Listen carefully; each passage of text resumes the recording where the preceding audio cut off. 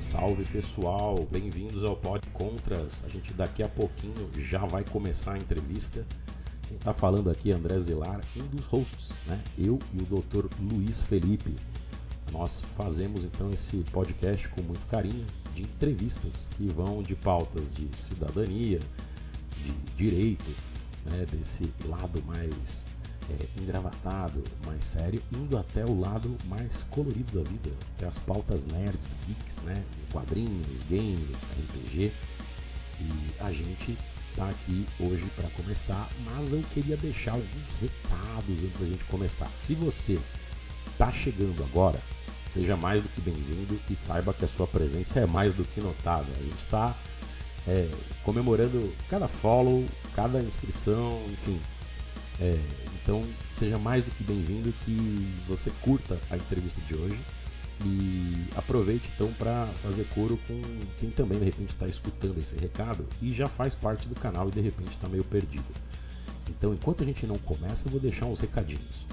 O Pod Contras, ele existe no YouTube, ele existe no Instagram, que é muito legal para você seguir, onde a gente sempre deixa o recado, né? Um dia, 2 dias ou 3 dias antes da entrevista, para você já saber qual vai ser o próximo papo.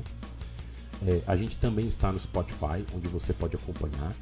E eu espero que esse recado agora ajude você que está no Spotify, que deixa aí na orelha para ir trampando, para ir correr na praia, no parque, enfim, para fazer alguma coisa enquanto está escutando a gente. Mas, enquanto não começa, eu queria mostrar, e aí é para você que está no YouTube, então se você está no Spotify, depois cola aí no YouTube que você vai ver. Eu queria mostrar os episódios que a gente teve, né? A gente já está aí, já passou uma boa dose de episódios e tem pautas muito legais para você que está chegando agora. Então, abrindo aqui no YouTube, como você pode ver, na aba Live, não na aba de vídeos, a gente tem alguns episódios em vídeos, mas na aba Live é onde você vai encontrar a maior parte dos nossos episódios, tá? Lembrando que a gente tem episódios aqui com o Frei Davi, do Educafro, para falar da luta pela igualdade aí de oportunidades, né? Discutindo também um pouco o racismo estrutural no Brasil e o combate a isso, né? Não é só uma coisa para ficar chorando.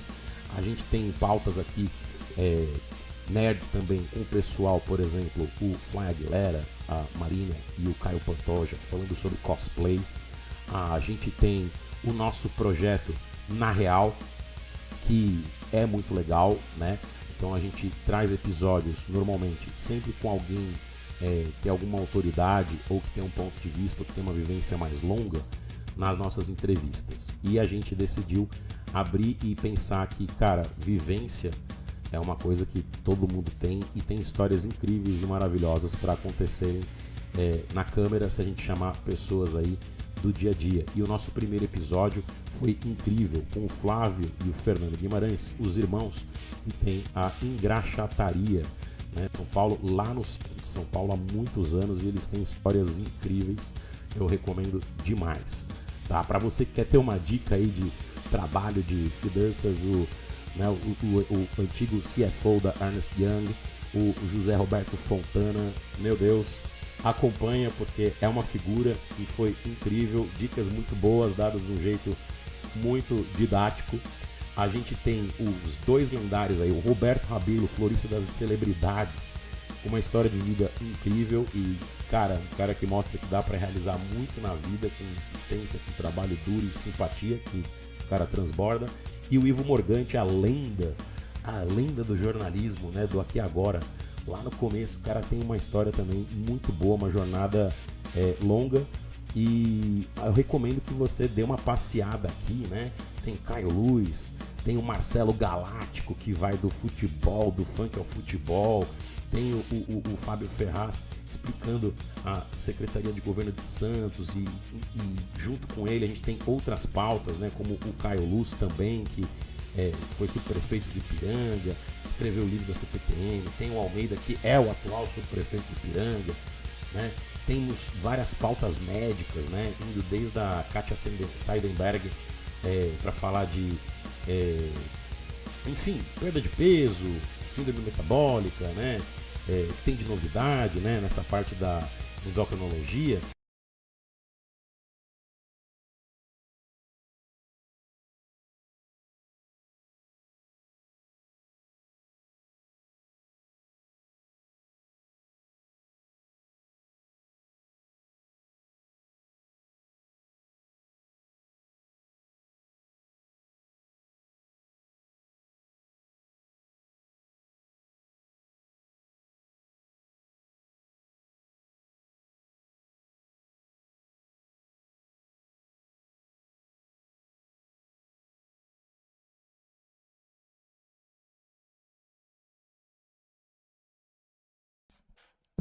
Boa noite, pessoal. Bem-vindos a mais um Pod Contras, aqui diretamente de São Paulo, Avenida Paulista.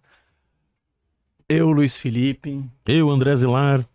Estamos aqui no nosso velho Pod Contras. Se inscreva no canal, compartilhem, critiquem, dêem o seu like, participem do chat, não dá choque, que nem falou o André. Ouça a gente no Spotify, veja a gente no TikTok e na Kawaii. E onde mais vocês puderem no universo, compartilhem a gente e vamos aí espalhar essas nossas boas conversas. E hoje nós teremos aqui um professor, um jurista, um filósofo. O currículo é longo, é extenso. Nós vamos baixar o PDF aí pra vocês acharem que... Eu vou te falar um negócio, hein? Entrevista número 1. Quem é você? Eu sou o José. O que você faz? Eu desenho. E aí a gente pega 2 laudas de... É no sentido de homenagear. E para você que também pensa assim, meu Deus, que currículo longo, o meu não chega nem na introdução, eu também estou no mesmo lugar que você. Nosso desembargador aqui do Tribunal de Justiça, o Dr. Alfredo Atier, e a gente vai falar de bastante variedades, atualidades, principalmente aí, aquele povo do 8 de janeiro, principalmente. Eu vou provocar bastante o doutor hoje. Antes do boa noite, você já chega de voadora, né? Chego no... Mas ele já sabia, já. Ele já estava preparado, né? E nós estamos com vários livros, tá? Isso aqui também não dá choque, gente, tá? Leiam. Leiam. Olha, eu vou contar uma coisa pra vocês, ó. Ele é leve, a letrinha é grande, tá? Não morde. No metrô, em uma semana, você mata um livro e cria mais conhecimento. E não Uma fica semana? só... O cara lê o quê? 3 frases e vai pra casa. Ah, o metrô, coitados. Pô, o cara tá com sono, deixa... Não, mas assim, pra mim já é um prazer, mas muitos livros aqui e que você comente. Então vamos começar essa entrevista. Diga, Gabriel. Mais pra cá? Mais pra cá. Mais pra cá. Então tá bom. É ao vivo, como vocês podem perceber, né? Ou então a gente ensaia muito bem pra ficar natural. Ok. Bom, Então, apresentando aqui o nosso querido convidado de hoje, Alfredo Atier. Bem-vindo. bem-vindo. Tô muito feliz de estar com vocês, Luiz Felipe e André. Mas tem que chamar assim? Ou pode ser Luiz e André? Pô, mas aí você tá... Eu vou trocar uma dúvida. Será que fala excelência? Não, eu Pelo queria amor. que vocês, primeiro, não me chamaram de senhor. Tem senhor, doutor, excelência, excelentíssimo. Não, se insistirem, não aceito menos que Vossa Majestade. Vossa Majestade, eminência. Não, é você, né? Vós Brasil é Messei. um país estranho porque você, por exemplo, um reitor de universidade, você tem que chamar de magnífico. Magnífico. É estranho isso. Um reitor ser magnífico não dá. Magnífico em que sentido? Cara, magnífico era o Houdini. Um mágico, né? Tem que ser. Ó, o senhor já tem sido monitorado pela senhora Roberta. Ah, Roberta. Já Ó. mandou. Um beijo para Roberto. Pronto. Pelo menos alguém tá ouvindo. A minha Lisandra também tá ouvindo. Nossas esposas estão ouvindo aqui. Os vídeos deles são assim, eles são um pouco como uma bomba de efeito retardado. Às vezes o vídeo passa agora, não tem muita gente vendo, e depois vem um monte de gente ver. Então tem esse efeito também. A internet é interessante, né? Que o que a gente grava hoje, pro bem e pro mal. Né? Como as pessoas gostam de falar bem, não é uma faca de 2 gumes, é uma faca de 2 legumes, né? Então fica registrado. Então, mais de novo, obrigado pela presença e vamos aí. Muito Eu que obrigado. agradeço. Estou feliz de estar aqui com vocês. Já que é pra entrar de voadora, né? Você vai entrar de voadora, né? Não vou, não. Não, porque assim, você tem que lembrar que nesse podcast a parte do decoro é sua e a parte do meu da Deus, bagunça. ele falou isso é comigo. Mas você quer trocar de lugar, eu vou ficar felicíssimo de ser a pessoa. Não, mas o Luiz está muito elegante, né? Ele tá. Não pode perder a... Eu tento. Ele tenta. Né? O Alfredo Atier, o que o senhor prefere? Senhor, não. Então, em geral, as pessoas gostam do Atier, porque eu acho que as pessoas acham É que mais sonoro. forte. Mas se você quiser Alfredo ou Atier, tanto faz. Eu acho a bom. Tia muito legal. Se eu tivesse sobrenome, eu usaria mais. Então pronto. A Tia eu acho maravilhoso. Aguardar. É, Posso contar para vocês qual é a origem? De onde ele é? Francês? Então, o Atier é uma transliteração francesa de um nome árabe. Que legal. Vem de o Atier é o particípio de um verbo que é estranho falar, né? É ataitu. É que nem Desirê, a desejada. Isso. Só que aí nesse caso é Fala um pouquinho como mais se fosse perto. um presente. A Tia é um presente. E na cultura árabe, né? O presente só pode ser dado por Deus. Então você é um presente de Deus. Pronto, olha que legal. Caramba. Não é pouco, né? Opa. Já impressiona a gente, já começa. Caramba, meu! High standard hoje. Então pronto. Então, o que eu acho importante a gente aproveitar a sua presença hoje, você que tem uma grande pesquisa, enfim, um grande pensamento sobre a questão de direito e debate sobre isso no país. A gente tem escutado muito e aquele senso comum de que existe uma ditadura do judiciário, que ninguém mais consegue fazer as coisas pelo judiciário, porque o judiciário é o mal, é o demônio, etc. E eu até brinquei que eu dou aula de teoria geral do direito para os alunos, até um beijo para vocês aí, meus queridos. Eu falo, muitas vezes o judiciário, uma questão, ele é provocado. Então alguém provocou, então você não tem culpa de ser provocado, ele tem que dar uma resposta, ele não pode não julgar, ele tem que dar uma resposta. E se a resposta não for satisfazer, como não satisfaz, muita gente aí que está reclamando já há alguns anos do judiciário, tem essa demonização de juízes, desembargadores, ministros e por aí vai. O que você acha dessa situação? Como você acha que a gente pode voltar àqueles aspectos antigos de voltar a ter um equilíbrio, de respeito, etc., do cidadão comum, né?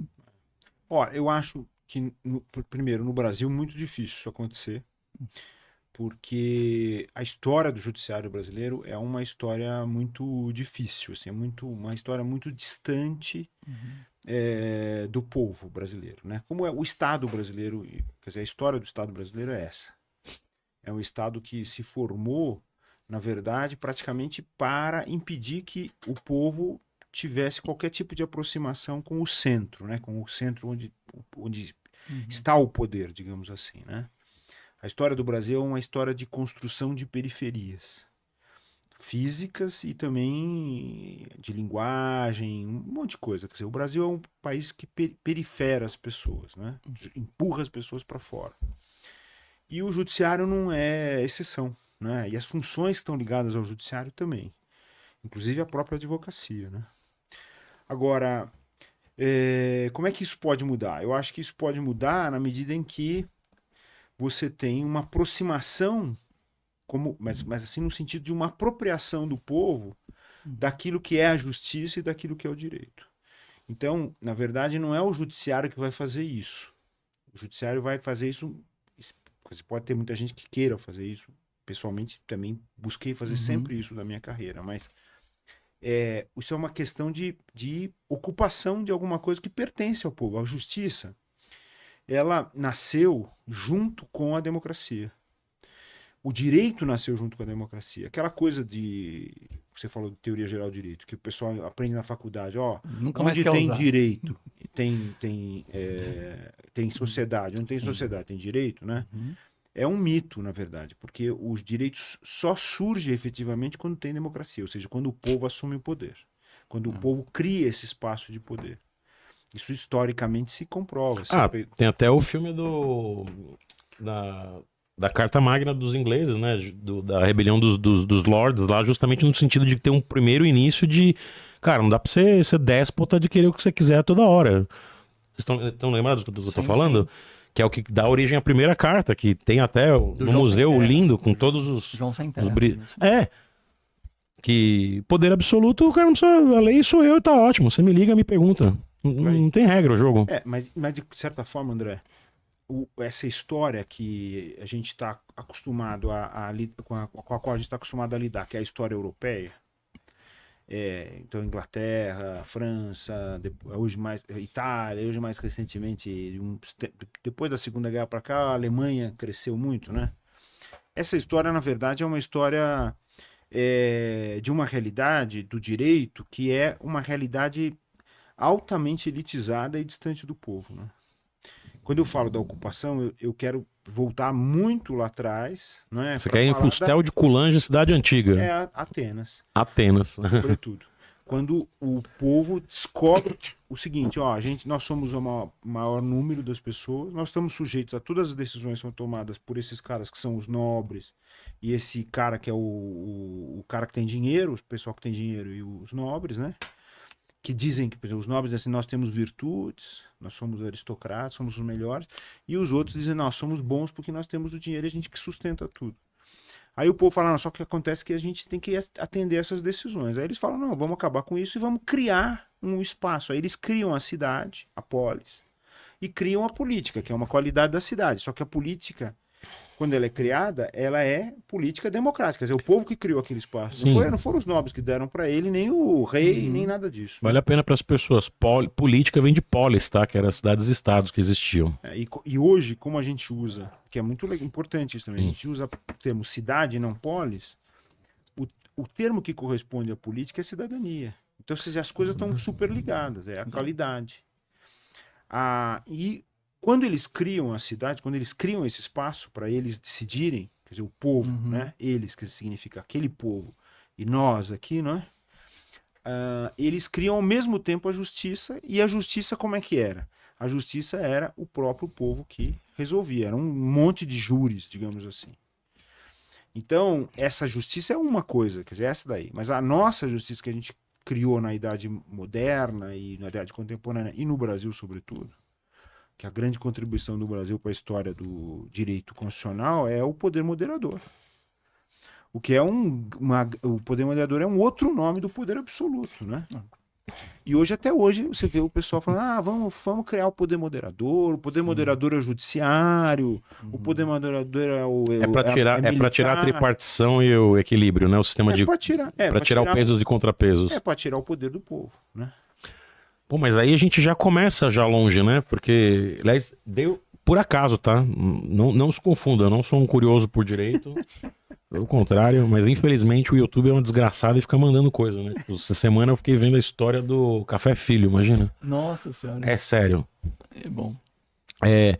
Mas tem um negócio que a transição de império para um governo democrático já foi com oligarquias na hora. Não, começou com ditadura, né? Foi na hora já. Os caras já, tipo. E é uma coisa que eu acho que é uma história do Brasil, assim. Tem aquela máxima, né? De que a história é escrita pelos vencedores. E o Brasil, ele é mestre nisso, né?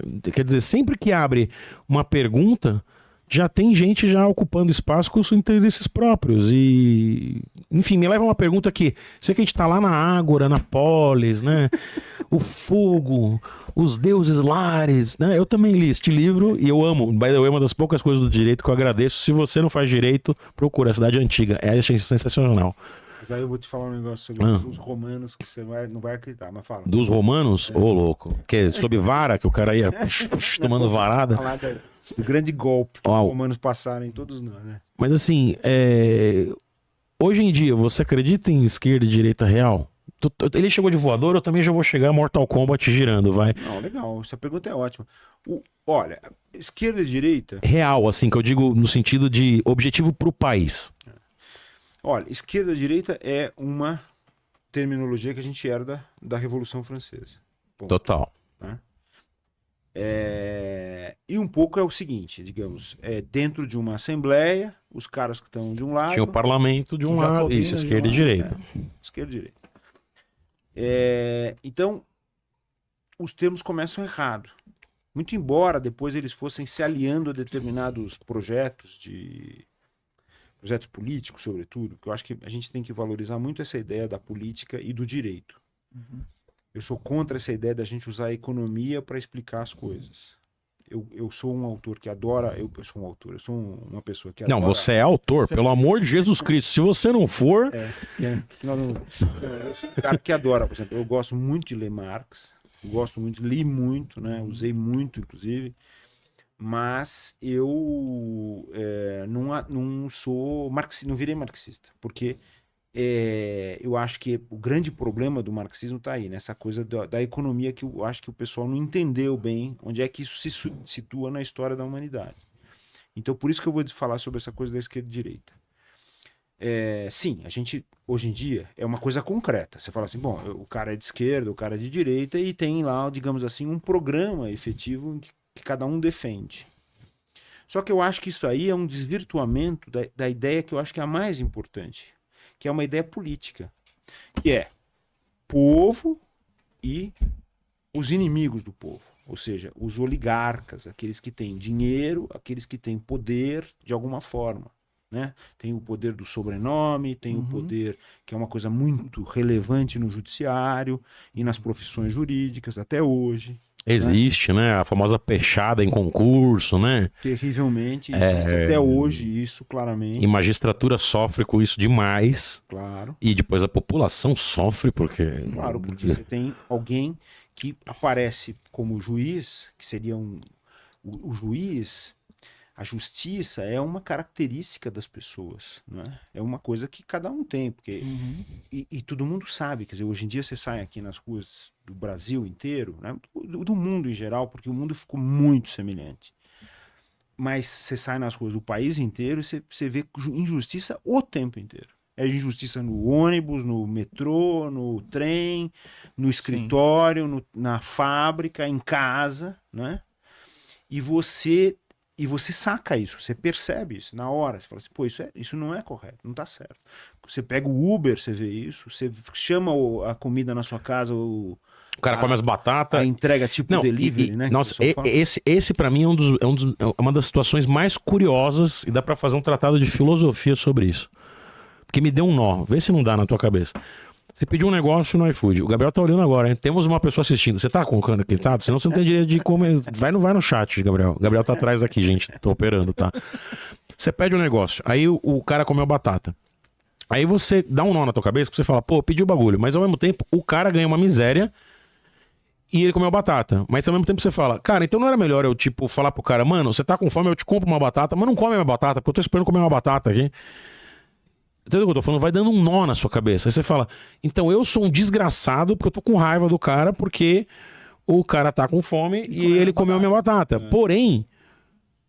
Ele tá com fome, né? Dá um nó. Você fala, mas aí, eu sou uma pessoa por causa disso, então eu tenho que então talvez pedir 2 batatas e esperar que ele vá comer uma? Mas será que eu não tô ofendendo também o cara ao mesmo tempo? Olha o nó que vai dando. Ou sou eu que sou doido? Não sei. Porque... Pois é, mas essas são questões... Será que eu pedindo não apoio um trabalho semi-escravo? Também você tá apoiando. Que é a minha área de marketing. Você tá apoiando um trabalho que não é semi-escravo, é escravo. Eu já chamei assim. É um escravo em 2 rodas. Não, tanto em decisão quanto em artigo. Porque isso daí o que é? Tem a ver com a história do Brasil. No regime colonial e no Império, quando você tinha escravidão, você tinha dentro do ambiente urbano, quer dizer, Rio de Janeiro, né? Rio de Janeiro. A capital do Brasil, né? Você tem os escravos de ganho. Quem são os escravos de ganho? Os escravos de ganho são aqueles camaradas que não necessariamente moram na casa do dono deles, do senhor, da senhora de escravos.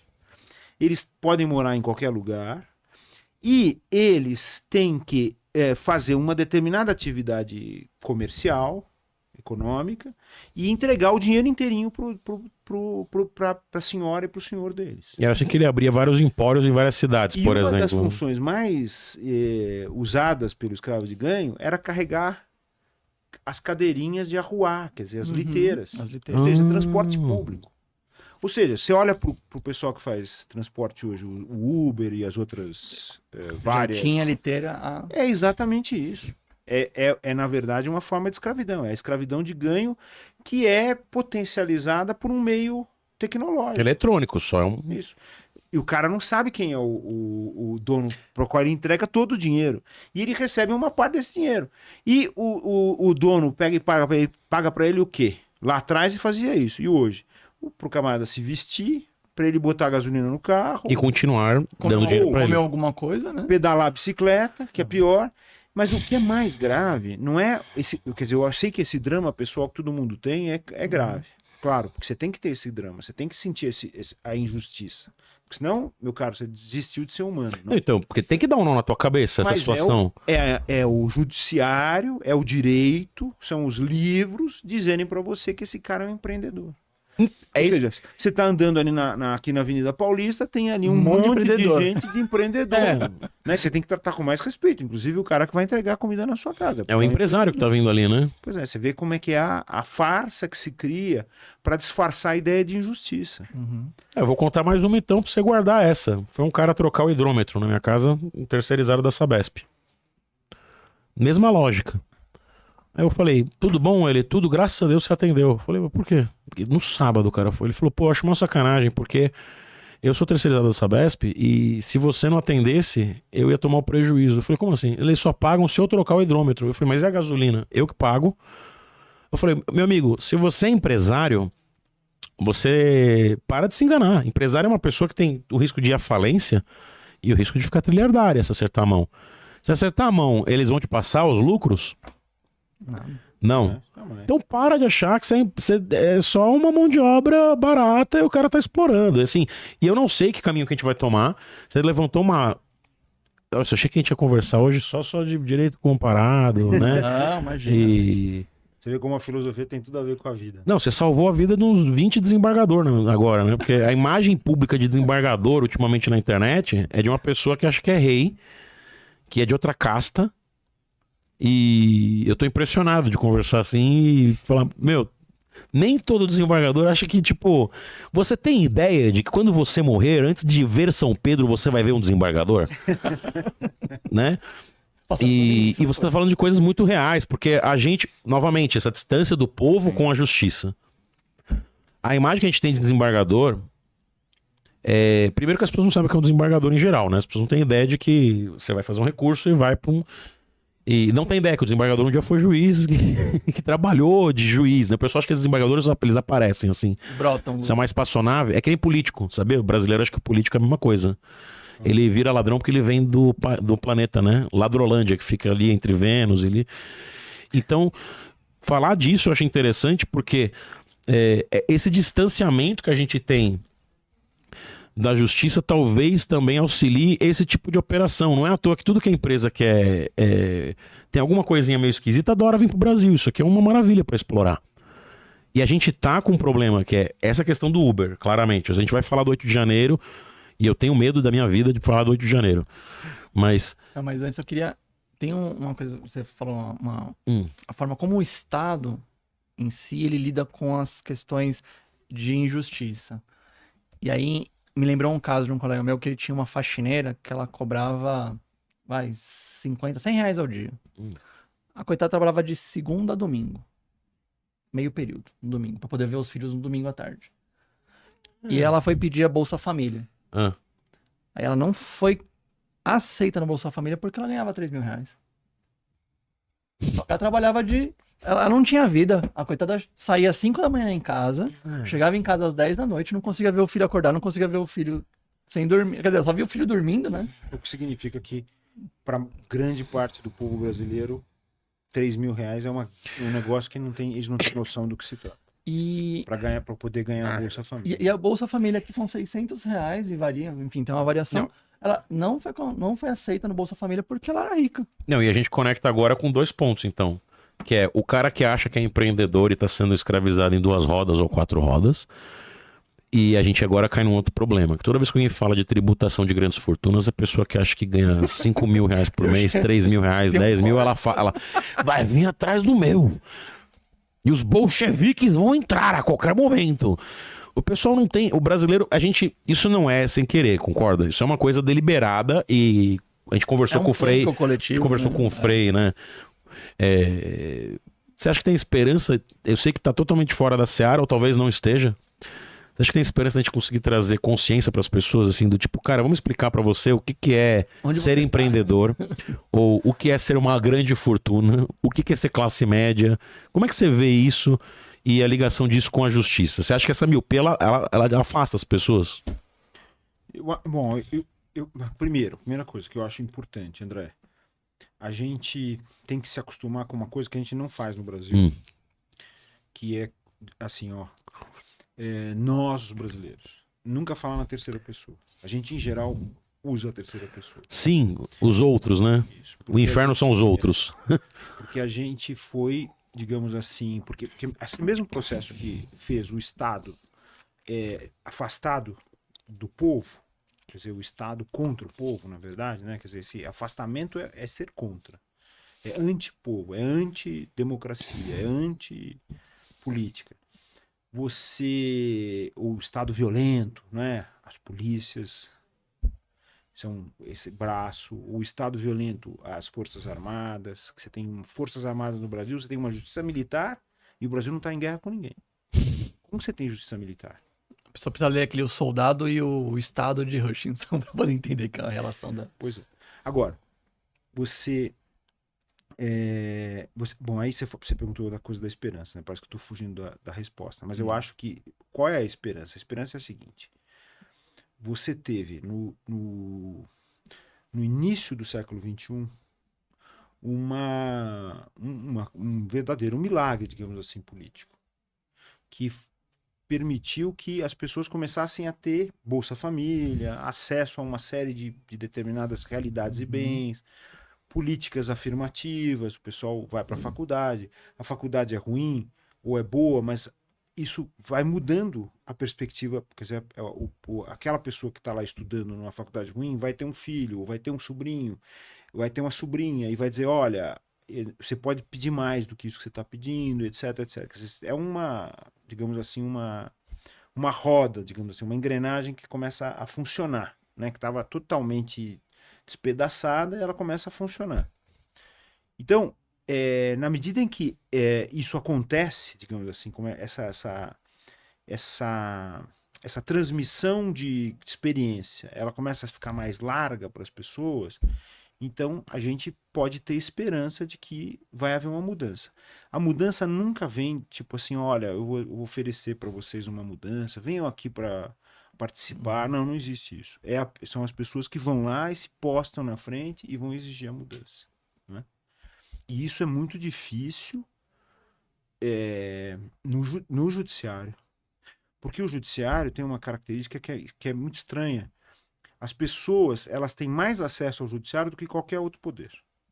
É mais fácil você encontrar um juiz, Verdade. uma juíza, do que encontrar o prefeito, a prefeita, o vereador, vereador, etc. O Sim. deputado, o senador, então, é uma figura mística.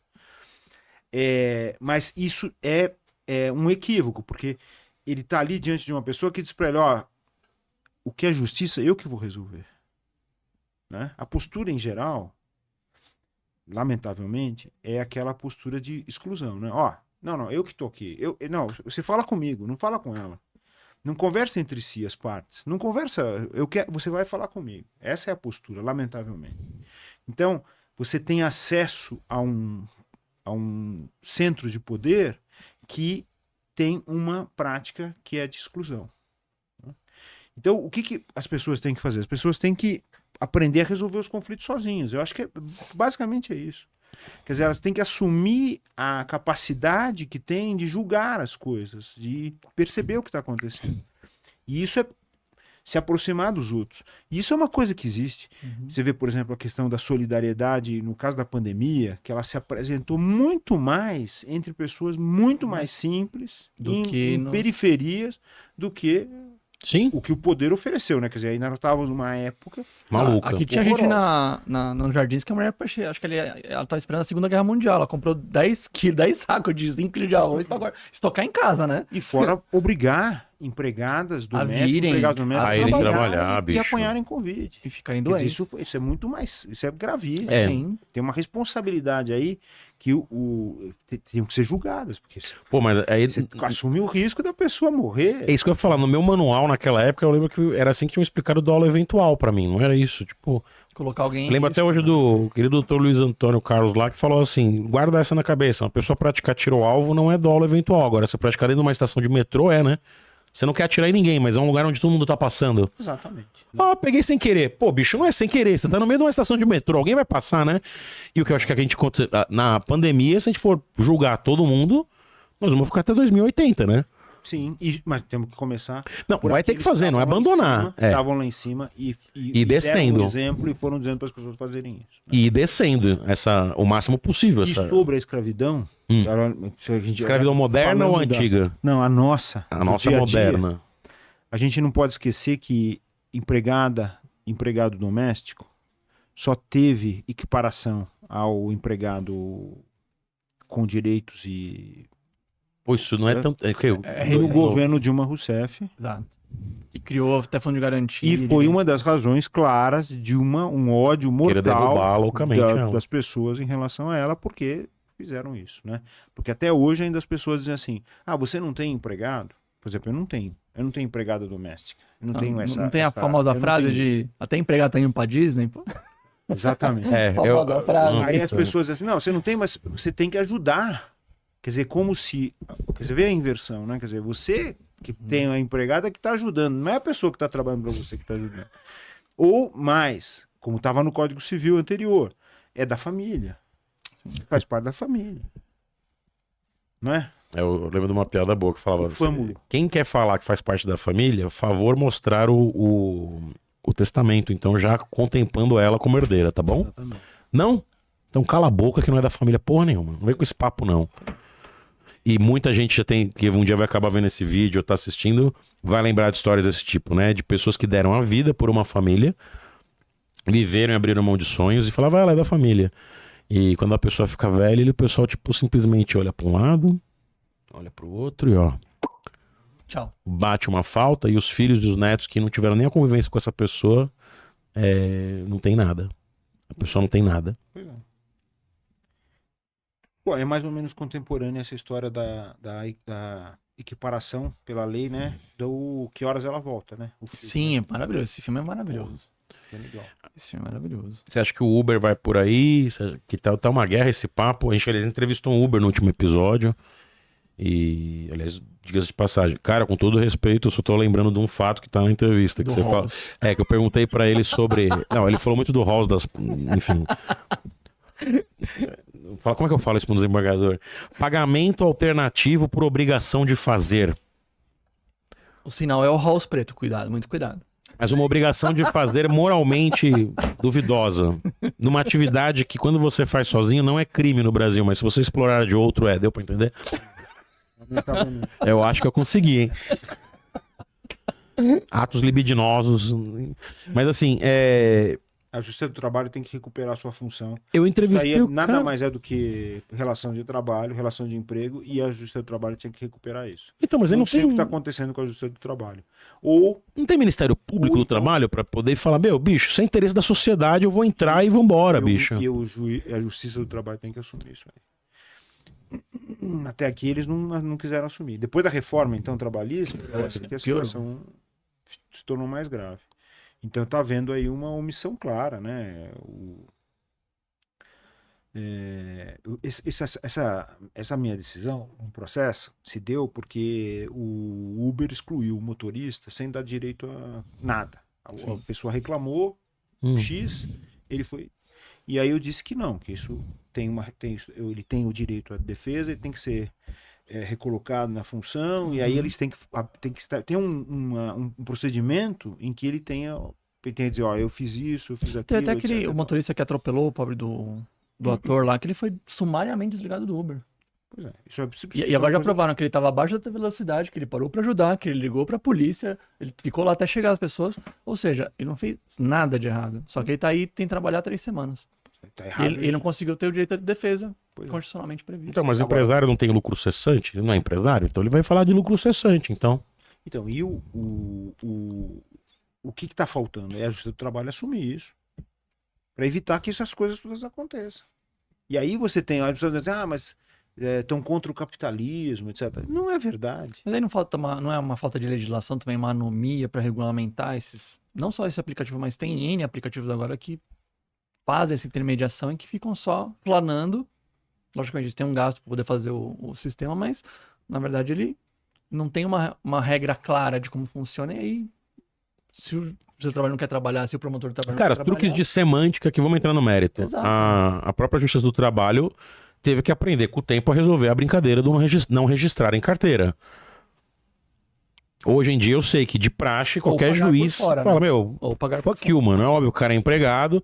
Mas não foi assim tanto na década de 90. Demorou pra Justiça do Trabalho entender que todo mundo era empregado e todo mundo é terceirizado.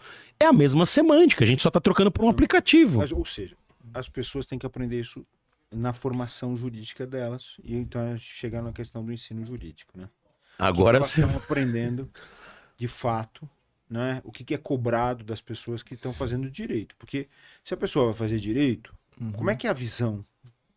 O Brasil é o país que tem mais faculdades de direito no mundo, tem mais faculdades de direito do que todos os outros países Juntos. somados. Absurdo. Primeiro. Sério? É o segundo país no mundo que tem mais advogados. Perde para a Índia em número absoluto e perde para o Paraguai em Em relação relação ao número de habitantes por número de advogado. habitantes por advogado. Quer dizer, advogado, quer dizer, é muita maldade falar advogado. Quer dizer, é o bacharel e, portanto, o delegado, o juiz, o promotor, todas as profissões, né, ligadas, o procurador, etc, etc. defensor. A gente tem que sempre pensar em todo esse conjunto, né? O que significa para as pessoas estudarem direito? É engraçado isso aí, também é uma situação interessante, porque a pessoa em geral pensa assim, não, eu vou mudar de vida, porque é uma profissão que me leva a ter status. Eu vou ganhar mais, eu vou ter clientes, eu vou ter liberdade, autonomia, ou eu vou fazer o concurso público, tem essa febre do concurso público totalmente absurda também. Mas a realidade é a seguinte, grande parte das pessoas que exercem o direito estão numa situação absolutamente precária, que apareceu durante a pandemia. Tem de Uber, que é advogado formado em direito. E a pandemia, a Ordem dos Advogados, ela teve que dar cesta básica para uma infinidade de pessoas que não estavam conseguindo ganhar absolutamente nada. E essas pessoas, na verdade, estavam numa situação, hoje estão na situação, voltar na situação normal, ou seja, passarem serviço precário, necessidade, e só que sem receber a cesta básica, como estavam recebendo durante a pandemia. Isso não reflete uma má qualidade do advogado, enfim?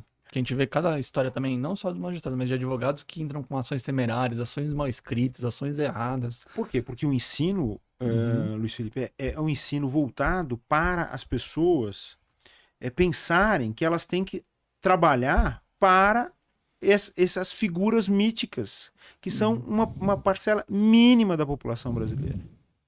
As leis brasileiras são feitas para essa parcela mínima da população brasileira ficar brigando, o sujeito que é proprietário de um terreno brigando com o outro, o sujeito que vende o produto brigando com o outro, concorrência, etc e tal. Pensa um pouco naquilo que na faculdade ensinam para as pessoas e esquecem de ensinar como vive, qual é o direito, qual é a justiça para a grande maioria do povo brasileiro, o verdadeiro povo brasileiro. Resolver problemas do dia a dia reais. Problemas que acontecem nas comunidades, problemas que acontecem nos transportes públicos, a falta dos transportes públicos, isso tudo é assunto de direito, isso tudo era para se aprender na faculdade, para a pessoa poder exercer para a maior parte das pessoas. O serviço é precário porque, obviamente, as pessoas são mal formadas para que elas sejam exatamente o tempo inteiro criticadas dessa forma. E aí vem um ponto que eu brinco para os alunos que eu sou minoritário, né? Eu sou a favor dos danos do punitivismo para esses grandes concessionários. Então eu faço geralmente, num caso de besteira, de Enel, essas empresas concessionárias, eu pego assim o lucro dela no trimestre. Então tem lá o lucro da empresa de eletricidade. 500 milhões de reais. Processos que ela pagou. 2 mil reais, 2 mil... Eu chamo de papo... na minha área, eu cruzei uma vez, a gente teve esse papo. Eu falei que tá na hora da justiça derrubar esse argumento que é pífio, que é enriquecimento ilícito. Que é o que todo advogado joga e o juiz come como se fosse a porra de um labrador comendo um biscoito. Então assim, uma senhora é humilhada, o cara não tem a luz e o cacete é 4, o pessoal faz conta do teu direito. Eu tô falando isso até com vivência. Ele advogou pra mim e eu vi uma juíza falar isso pra mim. O cara colocar o teu nome no Serasa, sendo que você não tem nem telefone com essa empresa, é um dissabor da vida. A minha vontade era ser preso, de falar assim, então foi o seguinte, passa o teu CPF agora, excelência. Eu meto o teu nome lá e boa sorte, é um dissabor da vida. E o que eu tô falando não é criminoso. Se a senhora tá falando que é só um dissabor, eu tô ameaçando a senhora de passar um dissabor. Não é um crime. Claro. E esse enriquecimento ilícito, só para concluir, que a gente bate sobre isso. A conta, que eu trabalho com marketing, ela fecha, doutor. Por quê? Cara, faz a conta rapidamente. Você lembra de um cara que era hacker que roubou 1 centavo de uma conta de banco de todo mundo na década de 80 e ficou milionário? Lembra disso? Que era o roubo que ninguém viu? Percebeu. É a mesma coisa. O cara fala, eu pego e cobro. Plano de saúde, a mesma palhaçada, a ANS não existe mais. O cara cobra errado um boleto de todo mundo. São 300 reais. Só que ele tá fazendo isso com 400 mil pessoas. Faz a continha. E quem vai buscar na justiça já é uma parcela ridiculamente pequena. Para melhorar a situação... Enriquecimento ilícito, excelência. 2 mil reais está ótimo de negociação. O papel, na minha opinião, era... Se um juiz desse uma canetada, meu irmão, de 3 milhões. Acho que nunca mais. 3 milhões. Nunca mais. Primeiro, a conta já não fecha. Você vai ver. Eu tô falando da minha área. Eu conheço essa espécie executivo. Eles são muito macho. Na hora que pega no bolso, é reunião de emergência, coisa mexe rapidinho. É rápido. Contrata o software, contrata a Você quer ver rápido, é só se aparecer com uma mala de dinheiro numa empresa de construtora que não tem dinheiro rastreável. O cara sobe até São Paulo a pé pra vender o apartamento pra você com 40% de desconto. Então é a mesma coisa. Se um juiz baixa uma canetada dessa, é um papel social. E a mídia vai falar o quê? Que Dona Maria, que só teve um dissabor, recebeu 3 milhões, ela ficou rica, que maravilha. Não é isso. É a justiça falar, essa paulada é um recado pra todo mundo. Comporte-se. Eu não estou ajudando a Dona Maria. Eu estou ajudando milhões de Donas Marias que não vão precisar mais entrar na justiça. E eu estou livrando o órgão judiciário também. de uma cacetada de processo Igual. que, pra mim, vem de uma omissão intelectual da própria atividade. No sentido de falta de visão de todo. Como é que uma pessoa... O senhor é desembargador. Para de falar assim, vai. Tá, então vamos lá. Atier, Monsieur Atier. Você é desembargador. Meu, não é patético. Você não te dá um tilt você falar, meu, não é possível que você está subindo pela 40ª milionésima vez. Tá na hora de alguém pegar lá no juízo comum, de primeira instância. E o cara fala, não, tá tudo bem. Lembra do juiz do Dá Vivo? Tá tudo bem. Ah, não, tá ótimo. Nós vamos negociar aqui, acho que vai dar uns 2 mil reais. Se o juiz falasse, quantos processos a gente... Falasse com o escrevente dela, quantos processos a gente pegou já? Esse aí é o número 480, só esse mês, doutora. Sentencia a 50 mil reais e já avisar pro cara, eu sei que a conta ainda fecha com 50 mil. Cada um que passar eu vou assumir R$1.000 a mais. O próximo é 51, 52, 53, nós vamos chegar até 500. A senhora tá me vendo? Excelência, excelência não, pode enxergar um Silvio Santos de bata aqui. A coisa vai aumentar até eu levar a casa. E volta pro escritório daquele advogado. Muitos advogados nem chegam não conseguem formular uma frase. Eu ouvi um rapaz de OAB falar, nós não vamos poder estar tentando ajudar o senhor. Eu falei, não é possível.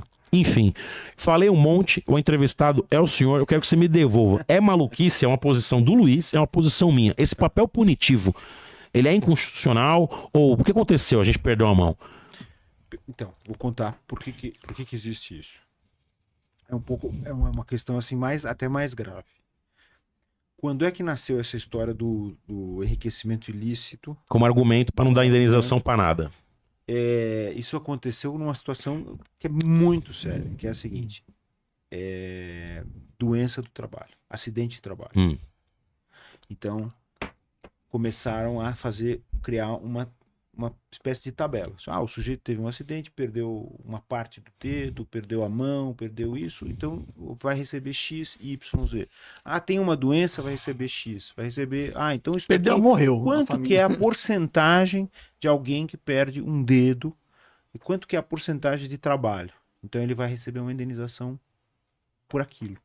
Ou seja, a partir daquele momento, quer dizer, digamos assim, que diante de uma situação gravíssima, né, porque o sujeito trabalhar, ser condenado, né? Condenação bíblica, condenação da antiguidade, né? A trabalhar é uma coisa. Agora, você ser condenado a sofrer uma doença do trabalho, que você trabalha numa determinada fábrica, você tem problema de pulmão, trabalha numa outra, você tem problema na perna, perder membros, não é? Sofrer acidente, perder a visão, porque você trabalha numa determinada atividade, isso tudo é uma coisa totalmente absurda. Então, era necessário, nesse momento, que tivesse havido uma reação do judiciário, no sentido de fazer, não, o sujeito perdeu metade do dedo, é uma quantia tão louca de indenização, que é para não fechar a conta. Para nunca mais aquilo acontecer naquele ambiente e em nenhum outro ambiente. Mas as pessoas foram condenadas por essa nossa justiça tradicional, digamos, a sofrerem a vida inteira essa condenação de trabalharem e terem doença do trabalho e terem acidente de trabalho. Então começou ali. Então, a injustiça está ali. Essa é a mais grave, digamos assim, porque é na relação de sobrevivência, né? Você tem que trabalhar para sobreviver. Não é opcional. Por que você vai ter que ter essa doença porque você trabalha naquela empresa, né? Então esse já é um dilema que eu acho que é o mais grave. E aí deriva para esse momento em que surge no Brasil a teoria do dano moral. A teoria não, a prática do dano moral. Porque a teoria já existia. Existe, não vai pagar, não vai. Até que no final o código diz assim, não, tem que pagar dano moral. Bom, aí nesse momento, o que aconteceu? Houve o mesmo amesquinhamento. O mesmo amesquinhamento. que é aquele coisa assim, vamos pensar na atividade. E aí, com isso, o que acontece? Toda a pessoa que faz qualquer tipo de negócio no Brasil está sujeita a um dano moral, a ser ofendida gravemente, a ser humilhada, não é? A sofrer, por exemplo, ter o seu nome jogado aí para dizer, essa pessoa é devedora e assim por diante. Toda pessoa tem isso, né? Tem situações gravíssimas que isso aí vai se tornando cada vez mais grave. Aquilo já era grave e isso aqui também é grave. E não há uma verdadeira justiça no Brasil. Não há uma verdadeira justiça no Brasil. Porque, no fundo, você não podia nem pensar nessas situações como questões individuais. Imediatamente, o sujeito aparece, ele sofreu esse dano, é óbvio que um monte de outras pessoas vão sofrer. Então, imediatamente, o juiz condena, naquele caso, não só o cara a receber 1 milhão, mas a empresa já pagar 10 milhões, porque assim nunca mais aquilo vai acontecer. Que é pra conta não fechar. Pronto, acabou. É isso, não, acabou. É reunião de emergência. A questão É reunião de emergência. O juiz tem que falar. Os caras hoje vão ler isso aqui. Mas, lamentavelmente, foi isso. Se tabelou. Isso acontece lá nos tribunais superiores. Em que época isso começa essa brincadeira do direito do trabalho? Isso desde que há a legislação do trabalho no Brasil. Quer dizer, no século XX, quando há a industrialização e as pessoas começam a ter esses danos. No começo o pessoal dizia, problema seu. Você é empreendedor, você está trabalhando ali porque você quer. Não, na verdade é isso. É novo, esse golpe não é novo. O risco é seu. O risco é seu. O risco você foi trabalhar porque você quis, né? Você tinha opção, você podia fazer outra coisa. Você está empreendendo no aço brasileiro. O cara tá lá. No fundo é isso. Quer dizer, o regime, o Brasil é o país. Mas isso acabou acontecendo no mundo inteiro. Mas antes o Brasil era excepcional nesse aspecto, em que o capitalismo deu certo, né?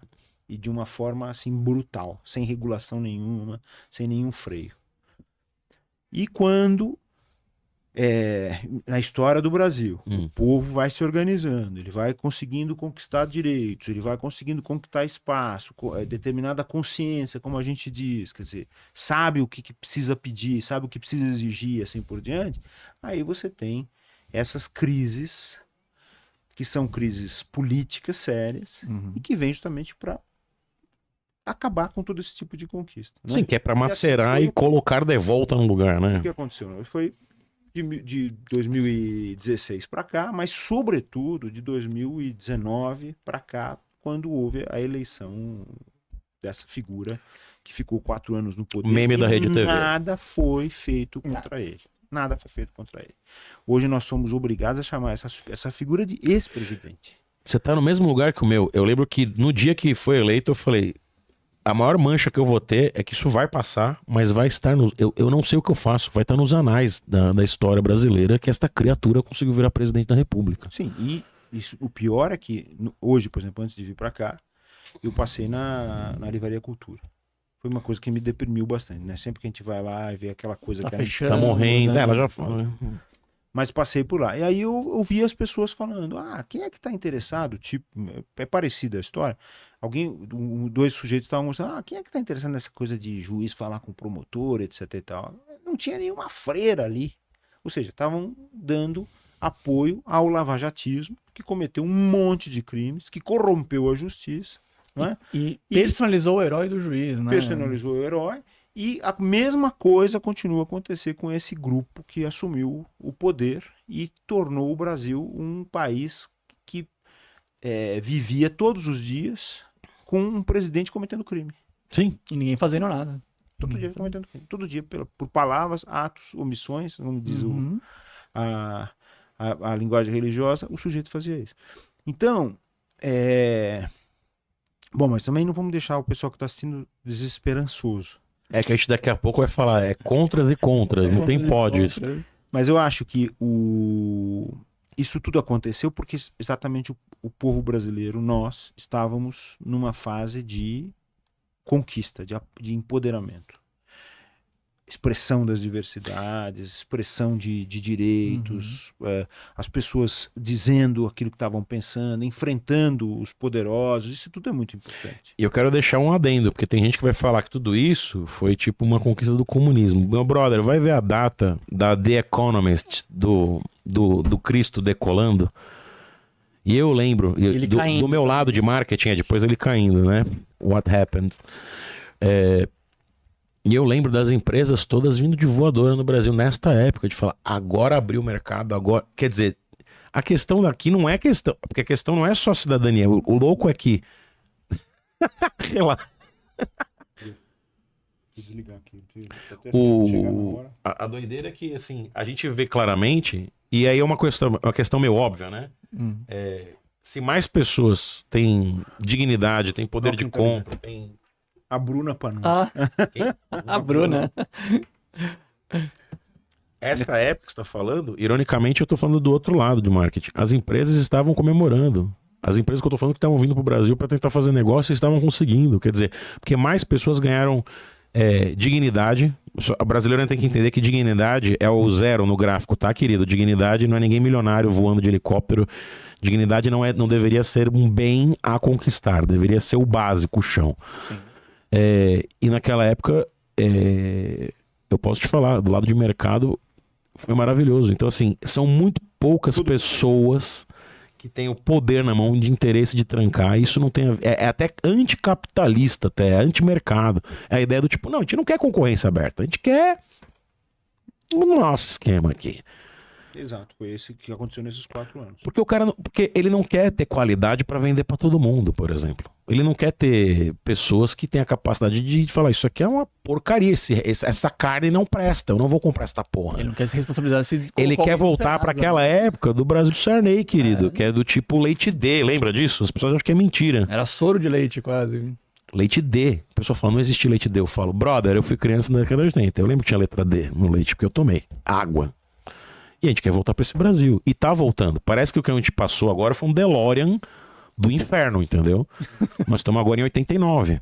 Água e você tinha que ferver o leite, porque senão doença na certa. É isso. Assim, pelo amor de Deus, eu tô falando. Ele levantou a bola para ficar mal, eu só piorei. Ajuda aí, vai, Luiz, que eu fiquei pessimista. Tem que ter esperança, não é possível.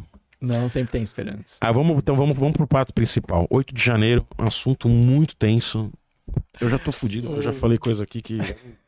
Vamos acabar com a minha vida. Vou pegar uma água pra mim. Opa. Calma. Esse 8 de janeiro... No ao vivo a gente faz ao vivo. Meu Deus, 8 de janeiro... Vamos falar disso? Valeu. Nossa, é tanto vespeiro que a gente mexeu. A sua vida continua, doutor. O senhor é desembargador. Eu sou o André Zilar. Não sei como é que vai continuar a minha. O André desapareceu. Aproveitando o gancho dessa omissão, não só dos crimes que eram praticados diariamente, mas essa ausência das autoridades, e aí começa a ver essa questão dos quartéis, enfim, começou a ter aquelas manifestações que eram totalmente ilegais. Porque o pessoal fala assim, mas ele tá só manifestando. Não, ele tá pedindo um golpe de Estado na frente do cara, ele não tá pedindo melhora da sua situação de vida. E realmente, aquele general Dutra falou assim, mas a justiça não pediu para tirar o manifestante dali. Não foi uma coisa muito casada de faltar uma ação de alguns órgãos, como o próprio Ministério Público, do próprio Exército, de falar assim, galera, vamos para casa, aqui não pode. Eu brinquei com uma pessoa aqui não pode o quê, cara? Tipo, o cara pedir golpe de Estado, lembra? Não, tem gente que fala assim... A pessoa fala assim, mas eu posso pedir... Ficar manifestando, fala assim, querido, abre uma barraquinha de camelô ali em frente ao quartel, vê se vai ficar quantos minutos você vai ficar ali na frente. Porque assim... Aí não vem ninguém, deixa você ficar lá. Se juntar 5 professores aqui na Paulista pra falar melhor salário, já tem 3 bombas de efeito moral, cacetete e a mulher sendo arrancada pelos cabelos. Então, os caras pedindo golpe de Estado. Primeiro seria esse aspecto da omissão que teve... que ficaram cobrando o judiciário, mas o judiciário é cobrar para as pessoas. Até falei para os alunos, o judiciário move quando é provocado. Se ninguém provocar, fica aguardando. E, inclusive, uma coisa mais louca, né, do pessoal do 8 de janeiro, que era aquele pessoal que era totalmente contra os direitos humanos, quando foi todo mundo preso, cadê meus direitos humanos? Cadê meu Wi-Fi? Cadê... E aí teve, enfim, agora tá tendo os julgamentos. qual que é a sua opinião desse contexto que foi gerando aí nesse ovo da serpente aí, do meio jurídico, meio político, meio tudo, né? Luiz, Tchê, fala só um pouquinho mais perto do microfone para ficar com o áudio legal. Você teve a chegada do Bolsonaro ao poder foi uma chegada que eu considero absolutamente ilegal, né? Porque naquela eleição houve abuso de poder econômico, houve abuso de poder político, houve prisão de um candidato que era uma prisão ilegal, afastamento de um candidato, estava em primeiro lugar nas pesquisas, ele tinha mais votos que todos os outros somados, né? Isso apareceu ainda na última pesquisa, quando já estava preso, quando o presidente Lula já estava preso. Houve manipulação da opinião pública, houve tudo ali, houve fake news, e isso já era um fato sabido, porque as fake news já tinham sido utilizadas, e os meios eletrônicos, não só a fake news, mas também os meios eletrônicos para direcionar voto, Sim. já tinham sido utilizados lá na Cambridge Analytica, nos Estados Unidos, no Trump, no Trump, e antes na Euro, no Brexit. Eu tô tentando lembrar o nome dele. Ele manipulou também a da Índia, tá? As eleições na Índia ele também manipulou. Pronto.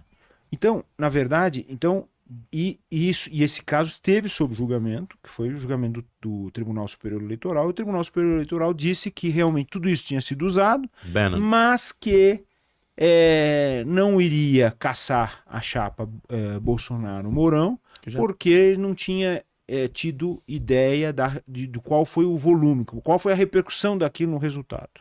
O que, do ponto de vista jurídico, estava errado, porque a lei diz que não precisa averiguar a repercussão. É só você ter averiguado o que aconteceu aquilo e você tem a cassação da chapa. Ponto final. Então, naquele momento, houve uma omissão para um fato ilegal. Mas esse governo chegou desde o início, desde a sua campanha, né, com um projeto contra a Constituição, né? Então eu chamei o regime anticonstitucional. O Brasil está sob um regime anticonstitucional. Suprimiram direitos, deveres e políticas públicas. Ponto final. Muito bem. E tudo isso preparado, quer dizer, com o véu de legalidade, porque o sujeito dizia todo o tempo, eu estou nas 4 linhas da Constituição. Esse era o véu de mentira, né? Porque na verdade ele nunca esteve. Ele estava num limiar ali. Não era as 4 linhas, ele estava em algum outro lugar ali no canto do estádio, entendeu? Jogando ele tava bola. Com gandula, né? Jogando bola. Ele estava no estacionamento do estádio achando que estava no meio do campo. Exatamente. E minando o jogo lá, o jogo que estava acontecendo, e não deixava acontecer. Bom. Tem pergunta aí, né? Gabriela já levantou. Aí vem o momento em que ele está para perder a eleição, por um milagre, porque isso foi extremamente complicado, houve muita fraude, algumas só foram apanhadas, obviamente, não é? Uma delas, parar ônibus em estrada, em lugares de para evitar das pessoas votarem. Uma delas, assim, feita pela Polícia Rodoviária Federal, quer dizer, agentes públicos, não é? Aquela mentira, por exemplo, da senadora lá dizendo que no Marajó sequestravam crianças, etc. Absurdo lá do... Veja, e ela disse isso já eleita, portanto ela já teria que ter sido julgada pelo Congresso e afastada da função. Já estava eleita. Bom, mas, veja, e isso culmina então com essa derrota, e no momento da derrota as pessoas vão então fazer os acampamentos e vão fazer aqueles bloqueios de estrada também. Foi muito sério. Sim. Tanto um fato, você falou bem, esse fato dos acampamentos era criminoso, não era só ilegal. É criminoso. Era um crime contra o Estado Democrático de Direito. Estava já no Código Penal, isso está no Código Penal. Eles estavam cometendo um crime, porque eles pediam intervenção militar e fingiam que era intervenção federal. Mas qualquer pessoa que passasse na frente de quartel, viria que eles estavam lá colhendo assinatura, recebendo dinheiro, recebendo alimento, para haver o quê? A supressão da democracia no Brasil. Ponto final. Quer dizer, aquilo era já criminoso. Houve omissão de todos esses que você falou, Polícia Militar, Ministério Público e as Forças Armadas.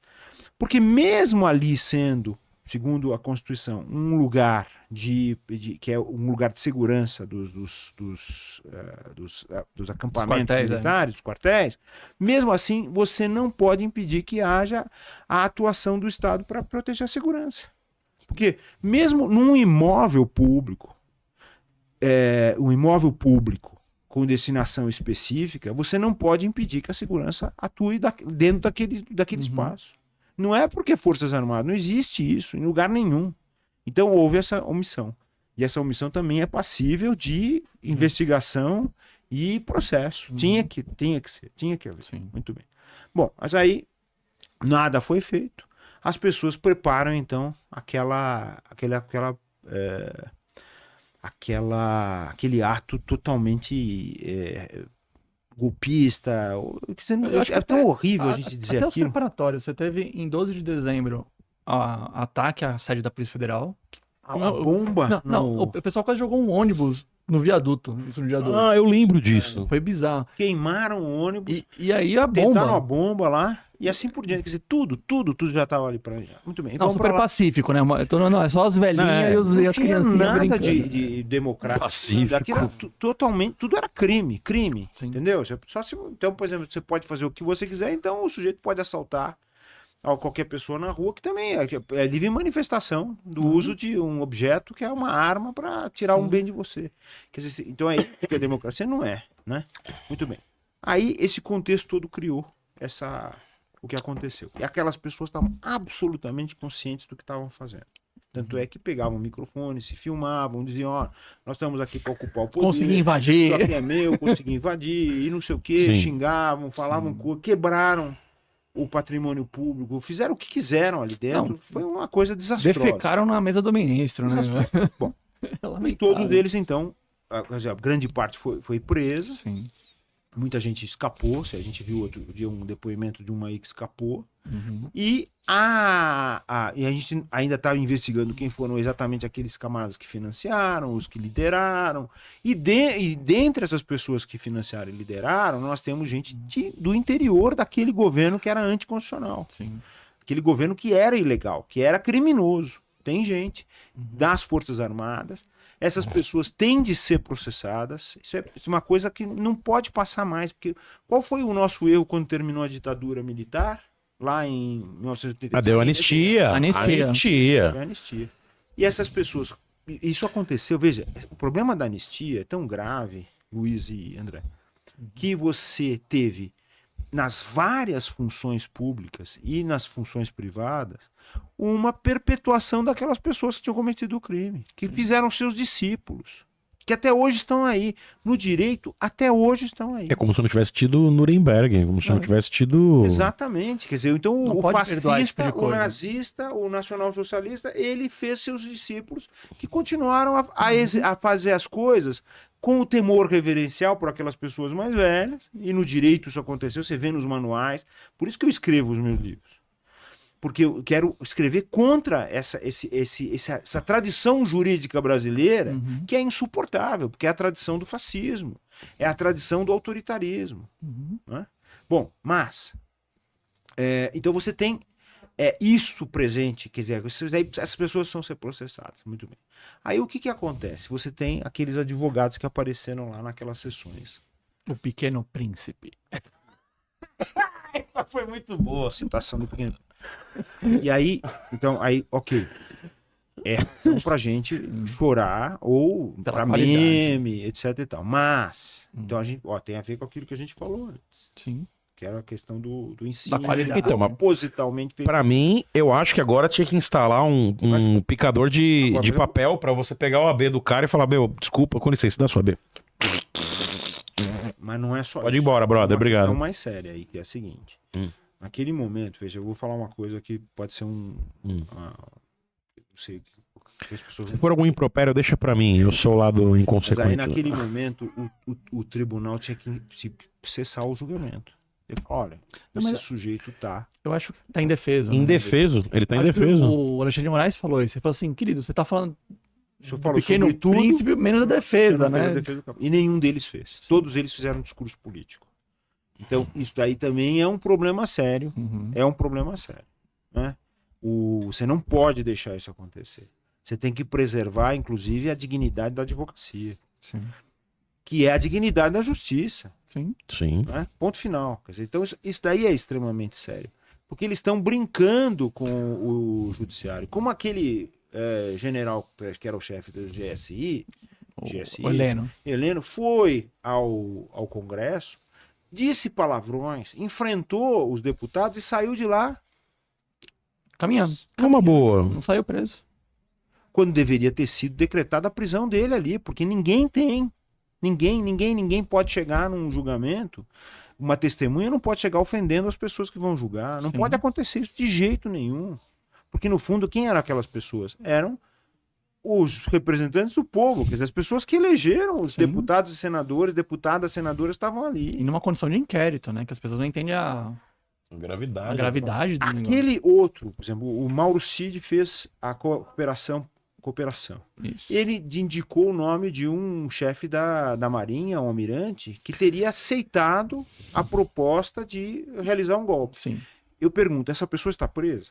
Porque dentro das Forças Armadas existe uma questão que é a de disciplina. Sim. Como é possível que se aceite que uma pessoa dentro das Forças Armadas diga eu vou fazer um golpe de Então, é a insubordinação suprema. Ou seja, aí você não fala, tem meu, você é mal. braço forte de uma nação, é um compromisso básico.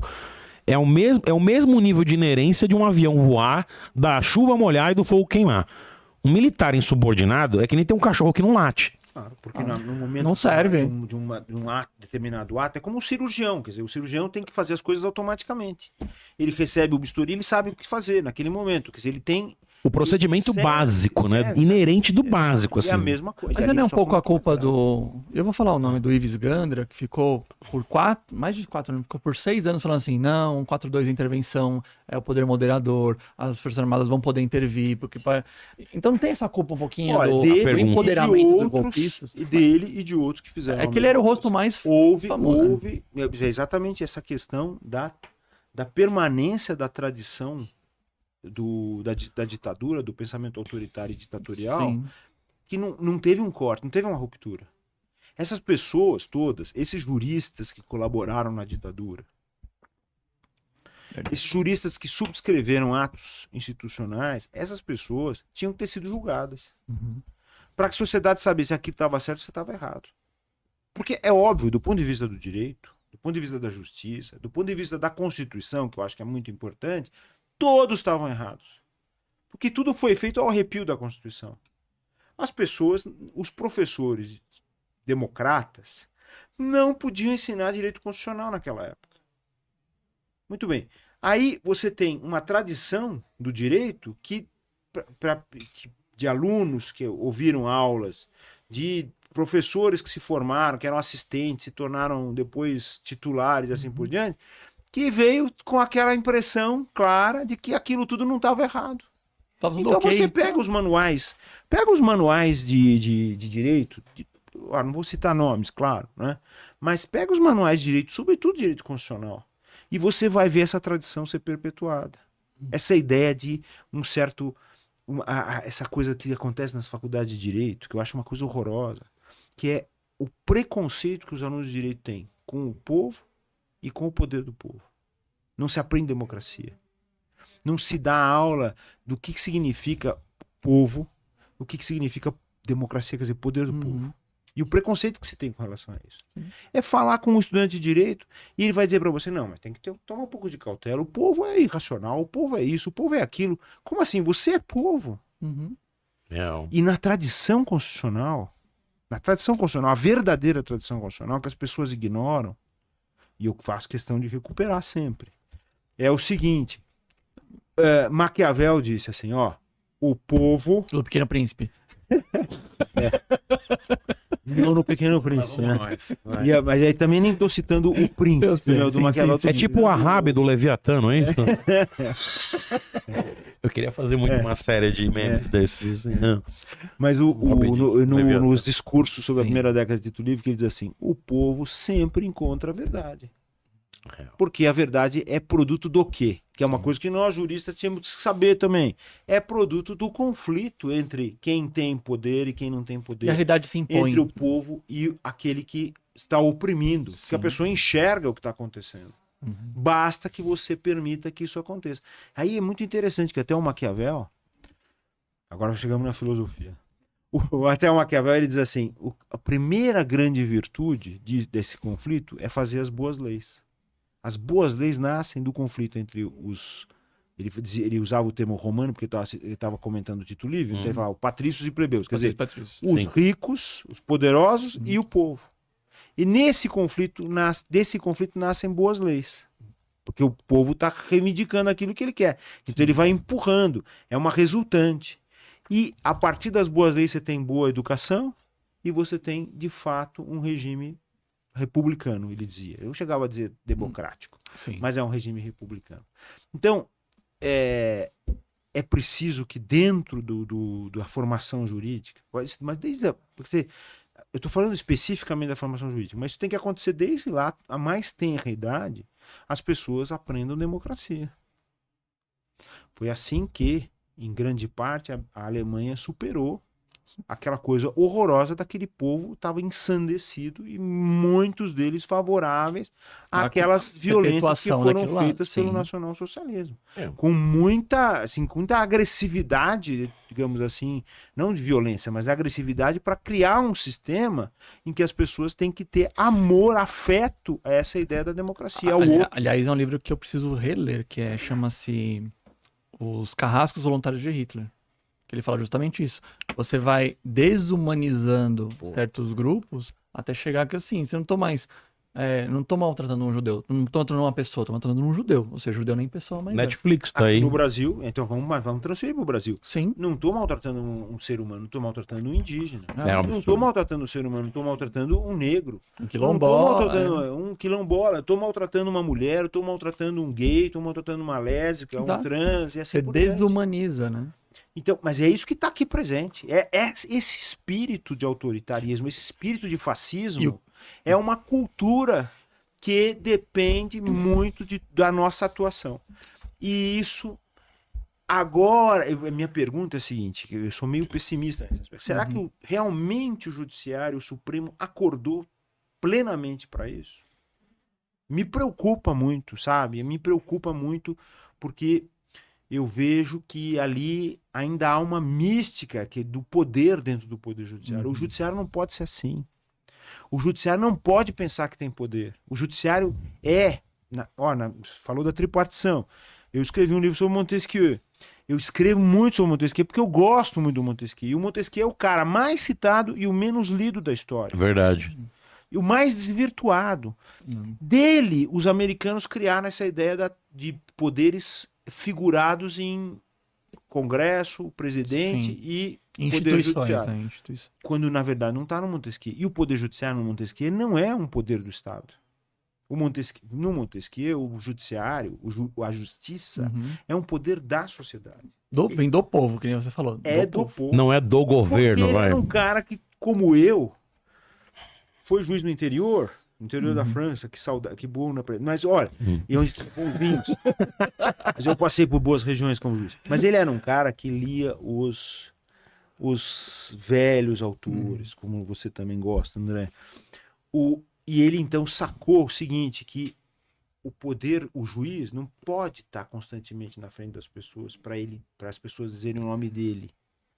Ele falou, as pessoas têm que temer a justiça, não os juízes. Ele dizia, o poder de julgar é o mais terrível entre os homens. É o pior de todos. A pessoa que assume essa função. Então ele dizia simplesmente, era assim, ó, justiça para ele era assim, ó, não é um poder judiciário, era assim. Você convoca as pessoas, elas vêm, julgam os casos, depois elas voltam e vêm outras e vão julgar. Então, mas então, aí o cara que vai julgar, ele sente Mas aí. que depois ele vai ele ser vai ser o julgado. julgado. Mas aí você volta pro problema. Existia serviço político. Originalmente era serviço político, não é carreira política. Exato. É serviço. Ou seja, quem é você? Eu sou o Roberto. Roberto, o que você é? Eu sou engenheiro. E o que você fez na vida? Eu fui vereador, eu fui deputado.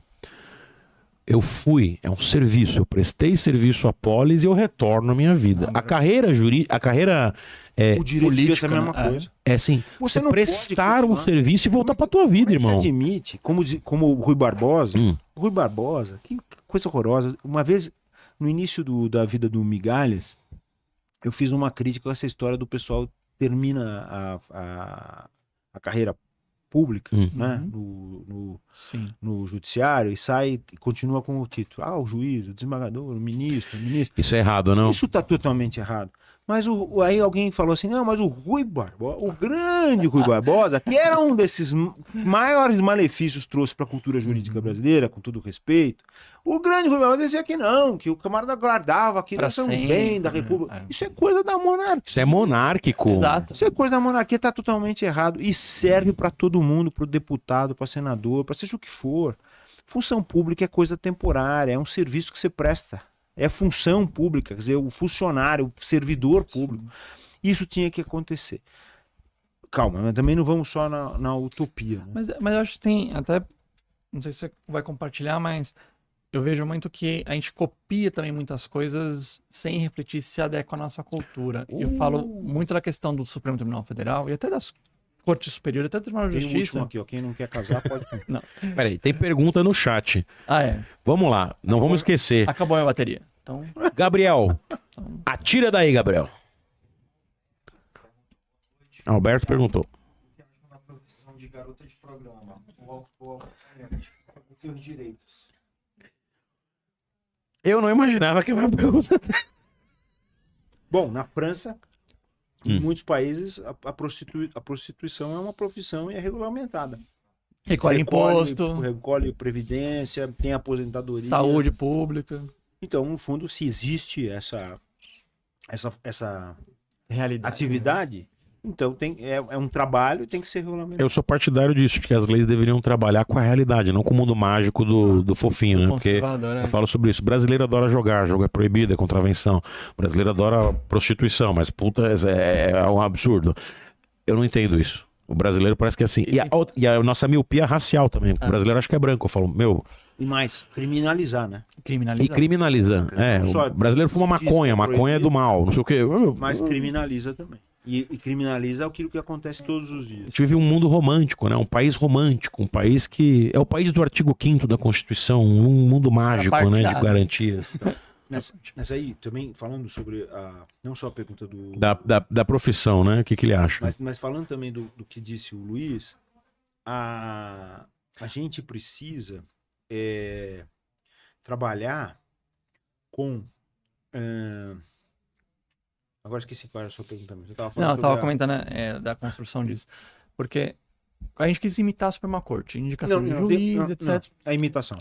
Mas não há imitação impensada. É imitação absolutamente pensada. Essa migração dos conceitos jurídicos que vinham lá dos Estados Unidos, depois, antes França, Alemanha, Estados Unidos, Itália e agora Alemanha, que o sujeito quando vai falar um termo em alemão, aí a pessoa fala, nossa, que coisa maravilhosa. O cara tá me xingando, não tá nem sabendo. Esse sujeito é um cara erudito, porque ele fala alemão, ele veio da Alemanha, estudou na Alemanha, foi elogiado por um professor da Alemanha. Meu Deus, os europeus e as suas franjas, Estados Unidos, Rússia, eles adoram ser bajulados, porque eles adoram pensar que eles são o centro do mundo. Eles criaram um mapa, que é a projeção Mercator, eu falo no livro, o que é a concepção do direito Mercator. Aquela projeção da Europa no centro do mundo como um continente enorme, quando é um continente pequenininho, vendendo a ideia de que eles são poderosos, que eles sabem tudo, etc. Na verdade, exploraram, tiraram as ideias daqui. O que é a antropologia contemporânea, senão o pensamento europeu a partir daquilo que eles viram dos nossos indígenas aqui, Sim. que foi extraordinário. E assim por diante. Pega um monte de coisa do direito internacional. Grandes coisas do direito internacional foram tiradas das nossas ideias aqui. Sim. Não é? É pecado falar de Bolívar. Sério isso? Bolívar, é pecado falar de Bolívar.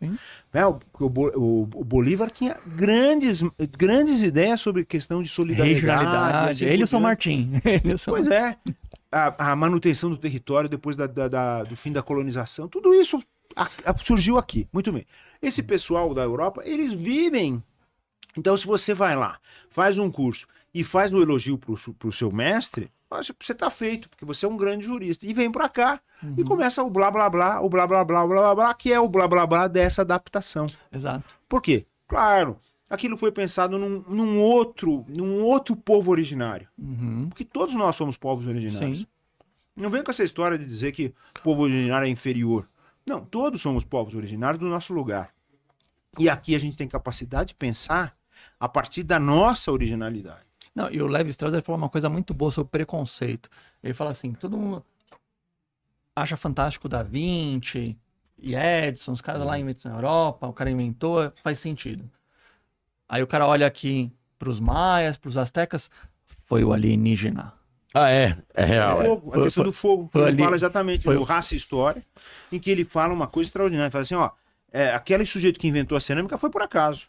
Não, foi o alienígena. Foi por acaso. Não foi por genialidade, não. Não tem o Da Vinci no povo originário. Não. pode. Exato, Não, foi por acaso. O índio só é burro. Sem só é querer, burro. o cara tava ali mexendo no negócio, saiu o fogo e descobriu. Mas o cara lá na teoria da relatividade, aquele é um grande pensador. Mas uma vez eu arrumei Oppenheimer. uma confusão com É o uma alemão. grande figura. Que ele come... Que filme fake, Não, né? que filme. Faça-me um favor. Não, eu falando uma vez com. Eu arrumei uma confusão com o alemão uma vez, que ele começou, não, Bax, Alemanha, lá, eu falei assim, querido, eu só vou falar assim, nazismo, a fraude da Volkswagen, a fraude do Deutsche Bank e a fraude da Siemens, você vai falar que o alemão é honesto? Não, né? É corrupto, igual. Sim, também a gente não, né? Só é pego, só foi pego, mas é corrupto. E muito pior, porque a ideia, Em nível global. Não, e o germe da colonização, Uhum. que até hoje existe, que desapareceu de direito, mas de fato continua a haver. Sim.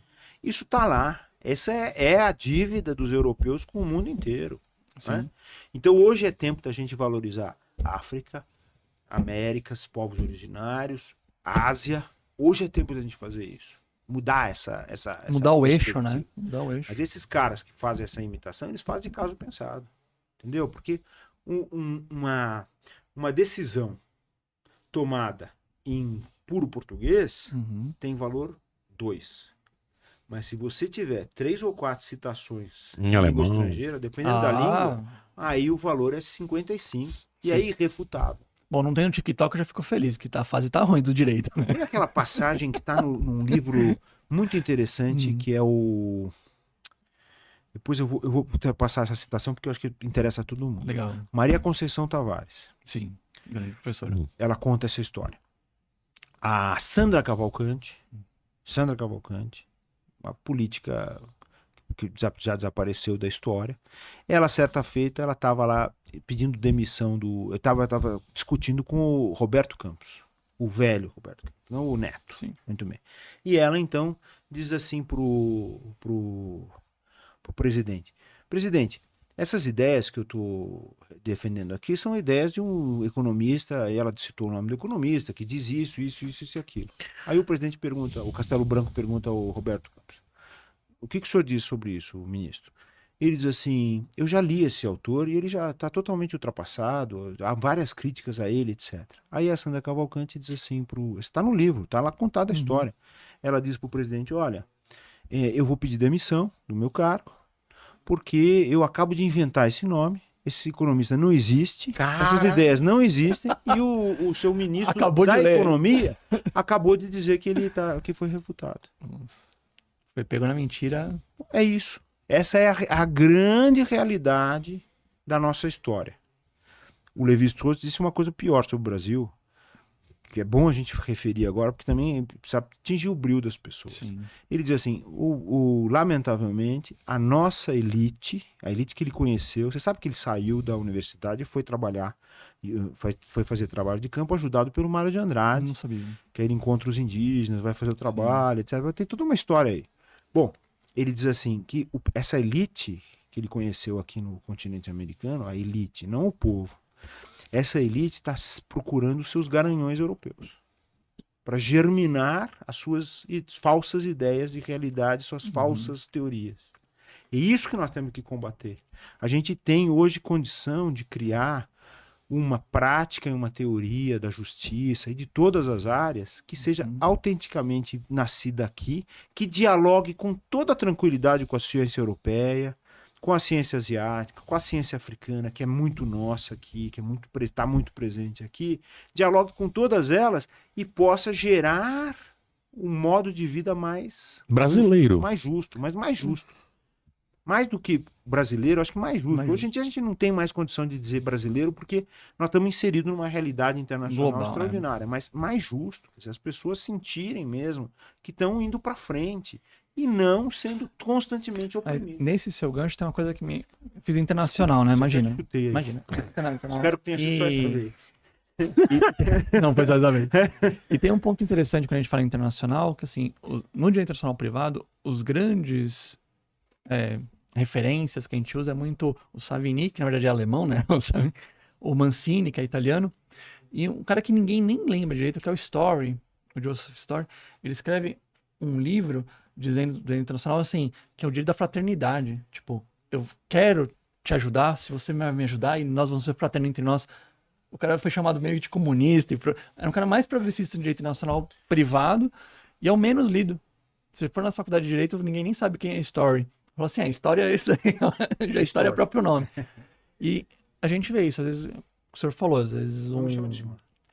um autor mais progressista, às vezes ele não é tão referenciado quanto o conservador, que vai citar o alemão famoso, etc.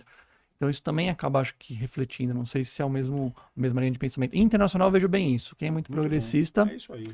acaba sendo deixado de... Qual é o campo que a gente tem, então, de quão fértil pode ser um solo intelectual brasileiro para que a gente realmente possa criar coisas que são nossas num mundo mais justo, mais próprias?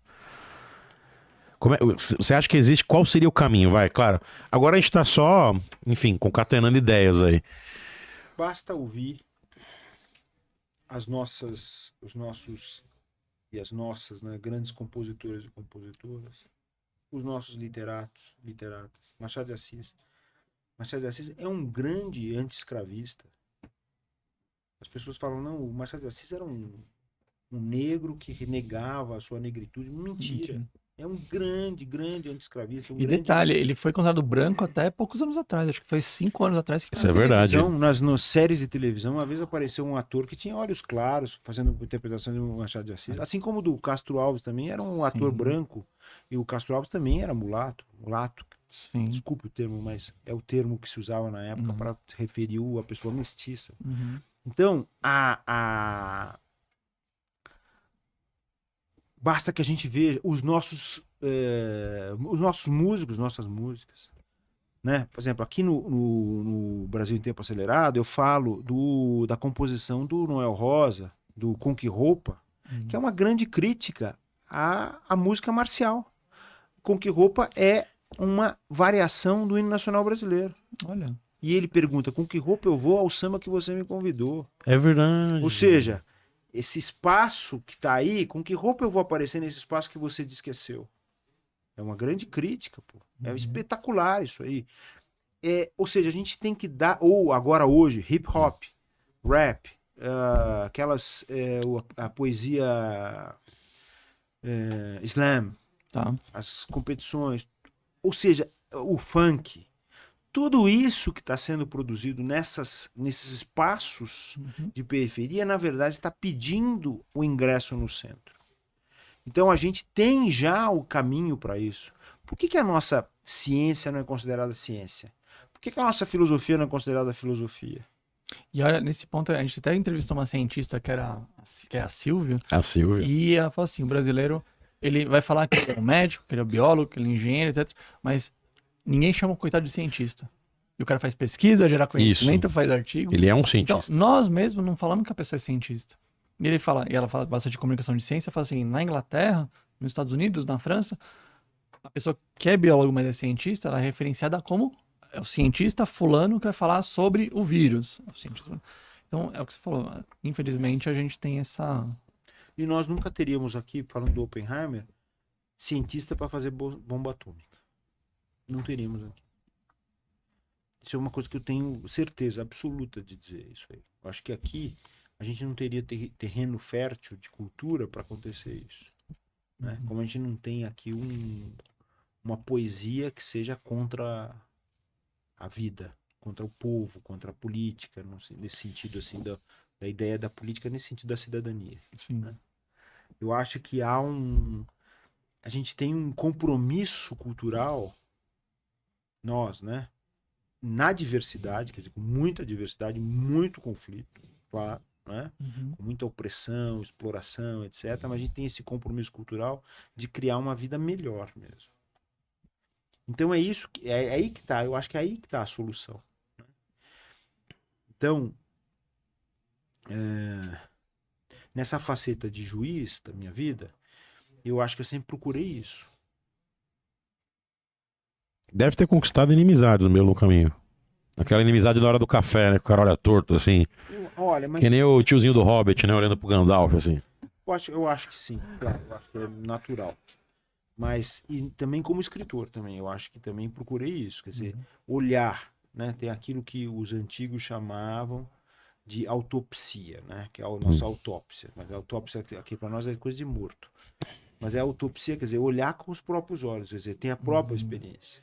Porque pro antigo, aqueles escritores que a gente reverencia, era um pecado ficar citando outras pessoas. Que eles já fizeram o trabalho, né? Você tem que falar da sua experiência. E aqui a gente tem que fazer isso. Eu acho que é isso. Direito constitucional é olhar qual é a nossa Constituição. De fato. E a nossa Constituição tem um monte de virtudes extraordinárias que a gente pode usar para transformar essa realidade horrorosa em que a gente vive, que a gente não é mais admissível. Né? Quer dizer, Sim. não é mais. Não dá pra aceitar mais. Não dá pra aceitar. Aqui a gente vem aqui, anda na Avenida Paulista, Pô, cara, um é monte de gente absurdo, dormindo mano. na rua, as pessoas perambulando, etc. Quer dizer, a gente vai continuar a criar isso. Ou o que você falou antes da gente conversar. 10 milhões O Brasil hoje não é mais nem um lugar sonhado para migração. Mas tem 80 milhões, 8 milhões, 8 milhões lá 8 fora. milhões, desculpa. 1 milhão e 8 milhões lá fora. Sim. O Brasil, do jeito que é, com as riquezas que tem, pode admitir ter gente morando fora porque não tem condições de viver aqui. Que tem que procurar uma vida melhor lá É fora. fracasso, né? É vergonha. Absurdo. Não É, pode acontecer. Até o capital intelectual do país investir muito e Foge, né? e as pessoas irem embora. Não vou mentir, tá? É uma vontade que eu tenho. Eu falo muito sobre isso, né? Pra ele. Então essa divisão em escolas públicas, escolas privadas, em que você tem mentalidades diferentes. A qualidade é a mesma. Não vamos nos iludir, porque na hora dos exames internacionais aparece que a qualidade... Tem um monte de gente se enganando aí. Sim. Mas isso também não pode mais existir. Né? A gente tem, por exemplo, o SUS. O SUS é um sistema referência. Referência de não. equidade, de Sim. igualdade. E isso que a gente tem que Uma procurar em referência. todos os aspectos. E a gente da não vida. valoriza, né? Inclusive no direito. No direito está faltando muito essa questão da igualdade, porque o direito está absolutamente longe da ideia de povo, de democracia e de justiça como justiça pertencente ao povo. Quer dizer, a justiça sendo democrática. Né? Segurança como sendo cidadã, segurança como sendo democrática. Isso tudo tem a ver com o direito. É isso que a gente tem que cuidar. Né? E abandonar essa vaidade absurda que a gente vê nas declarações, cantar evidências em posse em lugares assim ricos, Nababescos, isso né? isso não pode, mas Sim. ou viver, quer dizer, eu me lembro durante a pandemia, lá na Academia Paulista de Direito, eu criei os vários núcleos de pesquisa. Legal. E era justamente núcleos de pesquisa exatamente para... Não era só de pesquisador, pesquisadora, mas é a participação da sociedade. Uhum. E eu me lembro que uma das reclamações mais básicas dessas pessoas que a gente fazia as reuniões é que às vezes eles estavam fazendo pós-graduação e estavam fazendo com um professor de esquerda. Uma professora de esquerda. E durante o momento que essa professora estava dando aula, ou esse professor estava dando aula, lá atrás aparecia uma empregada carregando isso, carregando aquilo. Ou nas lives do Supremo, em que aparece lá um garçom vestido com gravata borboleta, ou uma Servindo senhorinha café, né? servindo café. O que é isso? É quase um troço da época do Plantation, né? Assim, é tipo, tamo no Mississippi, né? Exatamente, o vento levou. O vento levou. E isso daí é inadmissível. A gente tem que acabar com essa ideia. A gente precisa semear essa ideia da igualdade, que é muito, muito, muito importante. Né? A gente tem muita coisa boa. Fazer um adendo. Brasil em tempo acelerado, do Alfredo Atier, nosso entrevistado. E aí abro aqui na página 113, e o que eu acho aqui, gente? Negro drama. Entre o sucesso e a lama, dinheiro, problemas, inveja, luxo, fama. Negro drama, cabelo crespo e a pele escura, ferida, chaga, procura da cura. Ou seja, cara, e vai embora. Isso aqui é uma das maiores peças de poesia na minha opinião. Isso aqui é Racionais, mas assim, é uma das coisas mais pungentes que a gente tem. E é isso aí que é direito constitucional, eu acho. Né? Que é o povo. Mas você tem que trabalhar isso, claro, para justamente enfrentar essa tradicional doutrina, jurisprudência. Não o Pequeno Príncipe. Não, mas as pessoas estão esquecendo as coisas até. Infelizmente, daqui a pouco nosso tempo Ah, vai meu apertando. Deus. Mas eu tive uma discussão até com um cara que era procurador do Estado, aqui em São Paulo, justamente que ele defendeu aquela advogada que falou sobre os nordestinos na época da eleição. Ele falou assim, mas como foi racismo ali? Não tem racismo ali. Falei assim, mas se você acha que não tem racismo... E a Isabelinha, puxando a arma, Call of Duty na rua, na Paulista? Não quer falar da fofinha? A Kate Marrone, Kate Marrone brasileira, né? que atirou, virou pra Eu parede. não sei, né? assim, Ela a gente tá num mundo tão louco. O nosso entrevistado anterior falou de voz de assalto. Nós chegamos nesse nível já, tipo... Não quero falar mais nada, me deu uma depressão. Pelo amor de Deus, eu acho que é um dos caminhos, assim, eu falo, o primeiro caminho pra perder peso é saber que tá gordo. Então acho que é bom de saber onde a gente tá na lama Não, é importante. pra poder nadar pra fora. É importante. Porque a gente precisa fazer pod contras, a gente falou tanto contra que eu acho que vamos pedir só 3 pod pra ele, pelo amor de Deus. Mas vamos fazer diferente, gente, dessa vez. Que a gente Vou deixar falou com tanto você, contra. então. Escolhe o tema. Eu? Já avisei. Não, vou deixar livre, por favor, Eti. Fala aí. Ati, quais seriam 3 pods no nosso trocadilho aqui? 3 lados positivos que você acha que a gente tem como forças motrizes para uma melhoria aí dessa consciência do nosso povo constitucional, de acesso à justiça e democracia. Pensa agora assim, 3 luzes aí que estão brilhando que você fala, putz, se isso aqui crescer vai ser legal. Ó, eu vejo muitas luzes. Eu acho, por exemplo, essa questão da nossa cultura, né, popular, assim, com a música, a literatura, a nossa arte, que é tão crítica, né, a pintura, e que se apresenta assim em lugares assim que a gente às vezes, pô, como é possível que o Antônio Bispo do Rosário ele tenha criado aquilo que ele criou? Que quando você olha aquela obra, você fala assim, pô, isso é uma tremenda de uma crítica, é uma tremenda de uma ideia de transformadora da sociedade. Então acho que isso já é uma evidência. O Racionais, o MC, a literatura brasileira é um negócio extraordinário, né? Pô, quer dizer, ele é realmente revolucionária, né? Em todos os aspectos. Não, né? precisa falar, eu tive aula com o Mário Chami. Pois é, pronto, quer dizer, Que Deus o tenha, Marinho, Chamizinho. O cara era dono de um movimento literário, maluco. então mesmo entre as pessoas As pessoas mais não têm conservadoras, ideias do que é isso. o que Tipo, aparece na palavra, no uso da palavra, é uma chama de revolução. Eu acho que isso é extremamente importante. fica tranquilo, Cara, essa é a hora não que vai ele explodir, pega. não Na vai verdade, eles explodem alguma coisa, mas a gente tem Alguém sobrevivido. morreu em algum lugar aí com uma bomba. Desfibrilador. Oppenheimer foi Oppenheimer. Clear! Clear! Outra coisa, eu acho. Essa é uma luz que a gente tem, então. Outra coisa importante, o acesso que o pessoal está tendo hoje a espaços de educação e de cultura. Muito, muito legal também, né? Tá certo que isso diminuiu, tem um monte de gente lutando contra isso e tá querendo destruir isso, né? Mas eu acho que isso é fundamental. E no direito, tem consciências legais que estão fazendo um trabalho diferente, né? E não vão chegar ainda ao Supremo. Vai demorar pra. Mas eu acho que tem que começar a ocupar os espaços na justiça, né? A gente não pode pensar a justiça como sendo o Supremo. O Supremo é um tribunal altamente de elite. Na construção da democracia, da falsa democracia brasileira, é um negócio de um elitismo extraordinário. Você fala com o Papa, né? Pois é. E é um pouco isso. É a concepção que os americanos criaram, né, da Suprema Corte. A Suprema Corte foi criada para isso, para um projeto aristocrático ou oligárquico, não democrático. Não é qualquer um que chega A aqui. eleição americana foi criada para o povo ficar longe também. Os votos por delegados, né? Não é voto direto. É verdade. Mas aqui no Brasil a gente tem uma virtude constitucional. A gente tem a nossa Constituição de 88, que tem um monte de coisas que o pessoal não prestou atenção. Então abriu brechas para os indígenas, para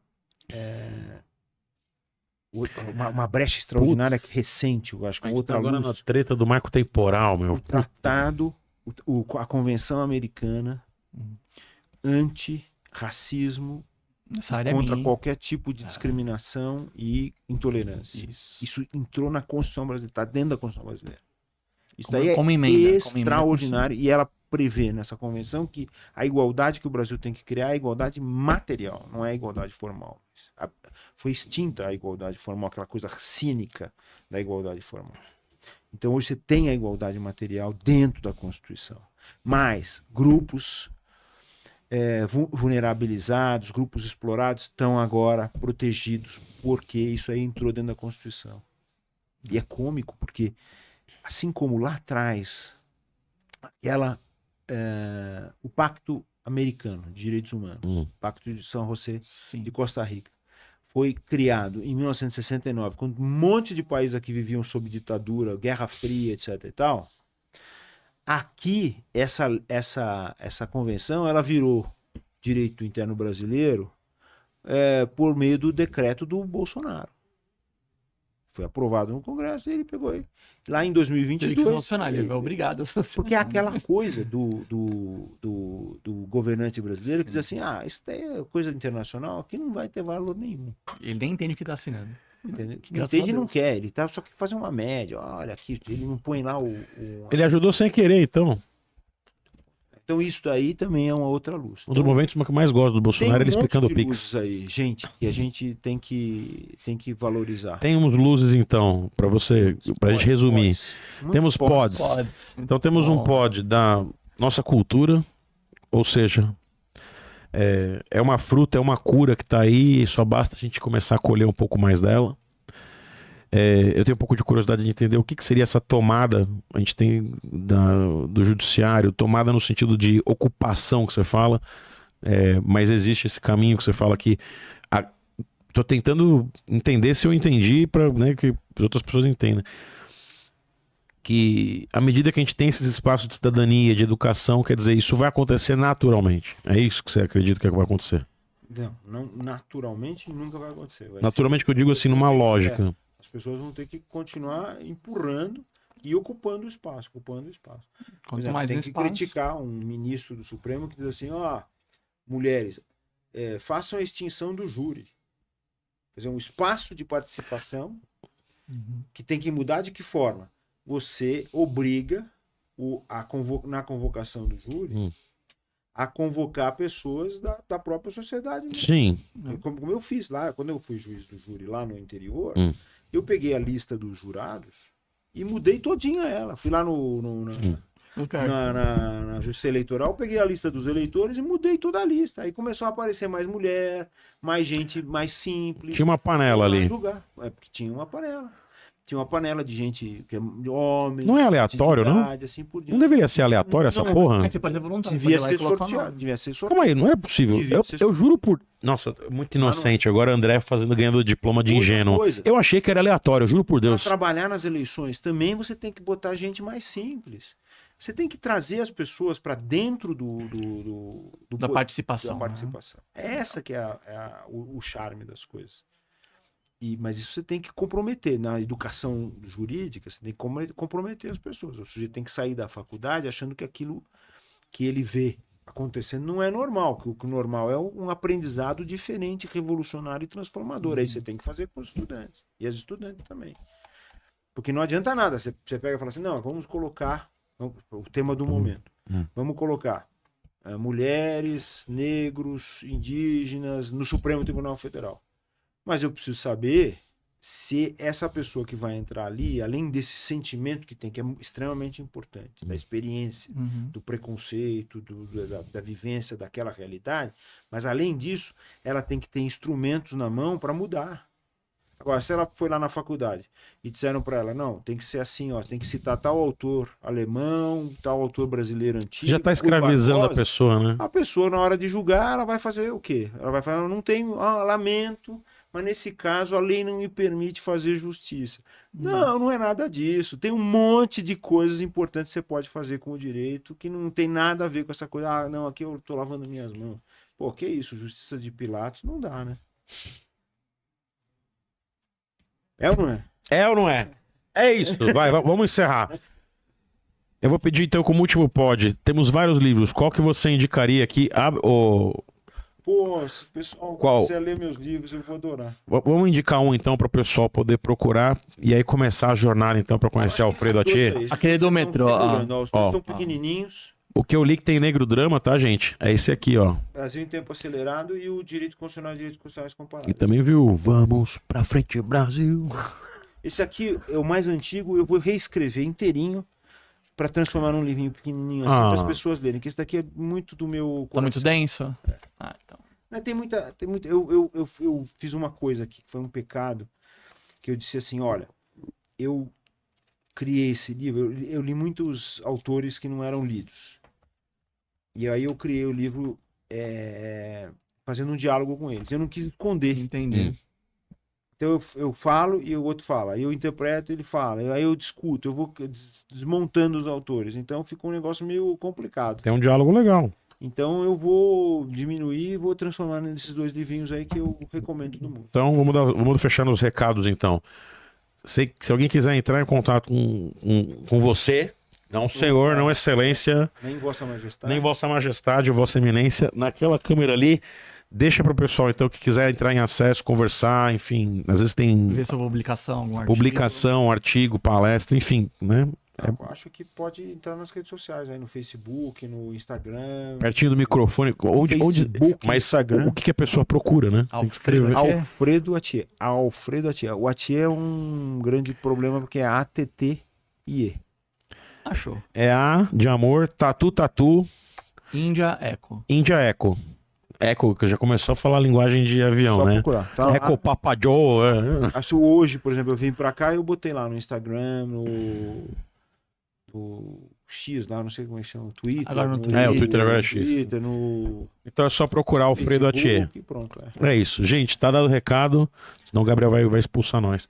A gente não furou. Agora dessa vez a gente invadiu. É verdade. Nós já estamos na metade da Rússia aqui. Mas, gente, muito obrigado. Tia, a gente quer agradecer muito a sua presença. Foi uma conversa muito legal. Eu que adorei. Pra mim foi demais. Eu quero agradecer a vocês que eu adorei. Obrigado. Importante você ter gostado, a gente fica feliz e fica o convite aí quando puder voltar. A gente sempre deixa. Problema sempre vai ter pra gente discutir.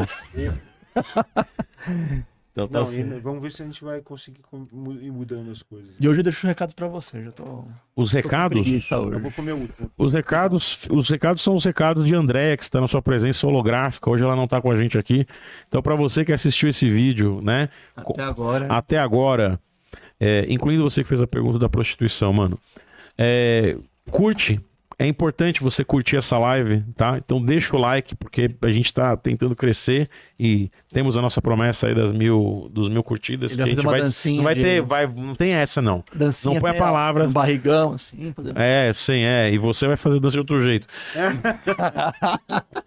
Então, deixa o like, se inscreve no canal. Cara, uma coisa que ajudaria demais, se você curtiu um pedaço aí, pega o link, manda pra alguém no WhatsApp pra conhecer a gente, tá? A gente tem aí os dois mundos, a gente tem esse papo de cidadania e, enfim, trazendo vários aspectos, desde direitos a variedades, e a gente tem um braço todo nerd, que é a parte geek, então, até pra você que não conhece, e também não sei como, gente, de uma maneira orgânica, porque faz parte da vida, temos agora um braço médico, a gente tem uma série de episódios médicos aí, né, pra você que quer perder peso, quer ganhar peso, quer descobrir o que é peso, o que é massa, o que é a teoria da relatividade, a gente não chegou lá, mas vamos chegar, então manda o link pra alguém, né, e o sino, bate o sino pequenino, sino do podcast, Sino do não de YouTube. Belém, Sim, do YouTube. deixa o sininho do YouTube ligado, porque toda segunda-feira nós estamos aqui, tá bom? Nós estamos discutindo como é que vai ser o Natal. Se a gente vai fazer aqui a ceia ou vai gravar um episódio, mas então a gente tá aqui. É isso, tá dado o recado? Tá dando recado. E Instagram, TikTok, Kawaii. Meu filho, você pensou em alguma coisa que tem WW, é um aplicativo, Pode nós estamos lá. Daqui a pouco nós estamos até no Procon, mano. É isso. Não, Fechou? não dá azar. Gente, obrigado. Boa segunda aí e até semana que vem.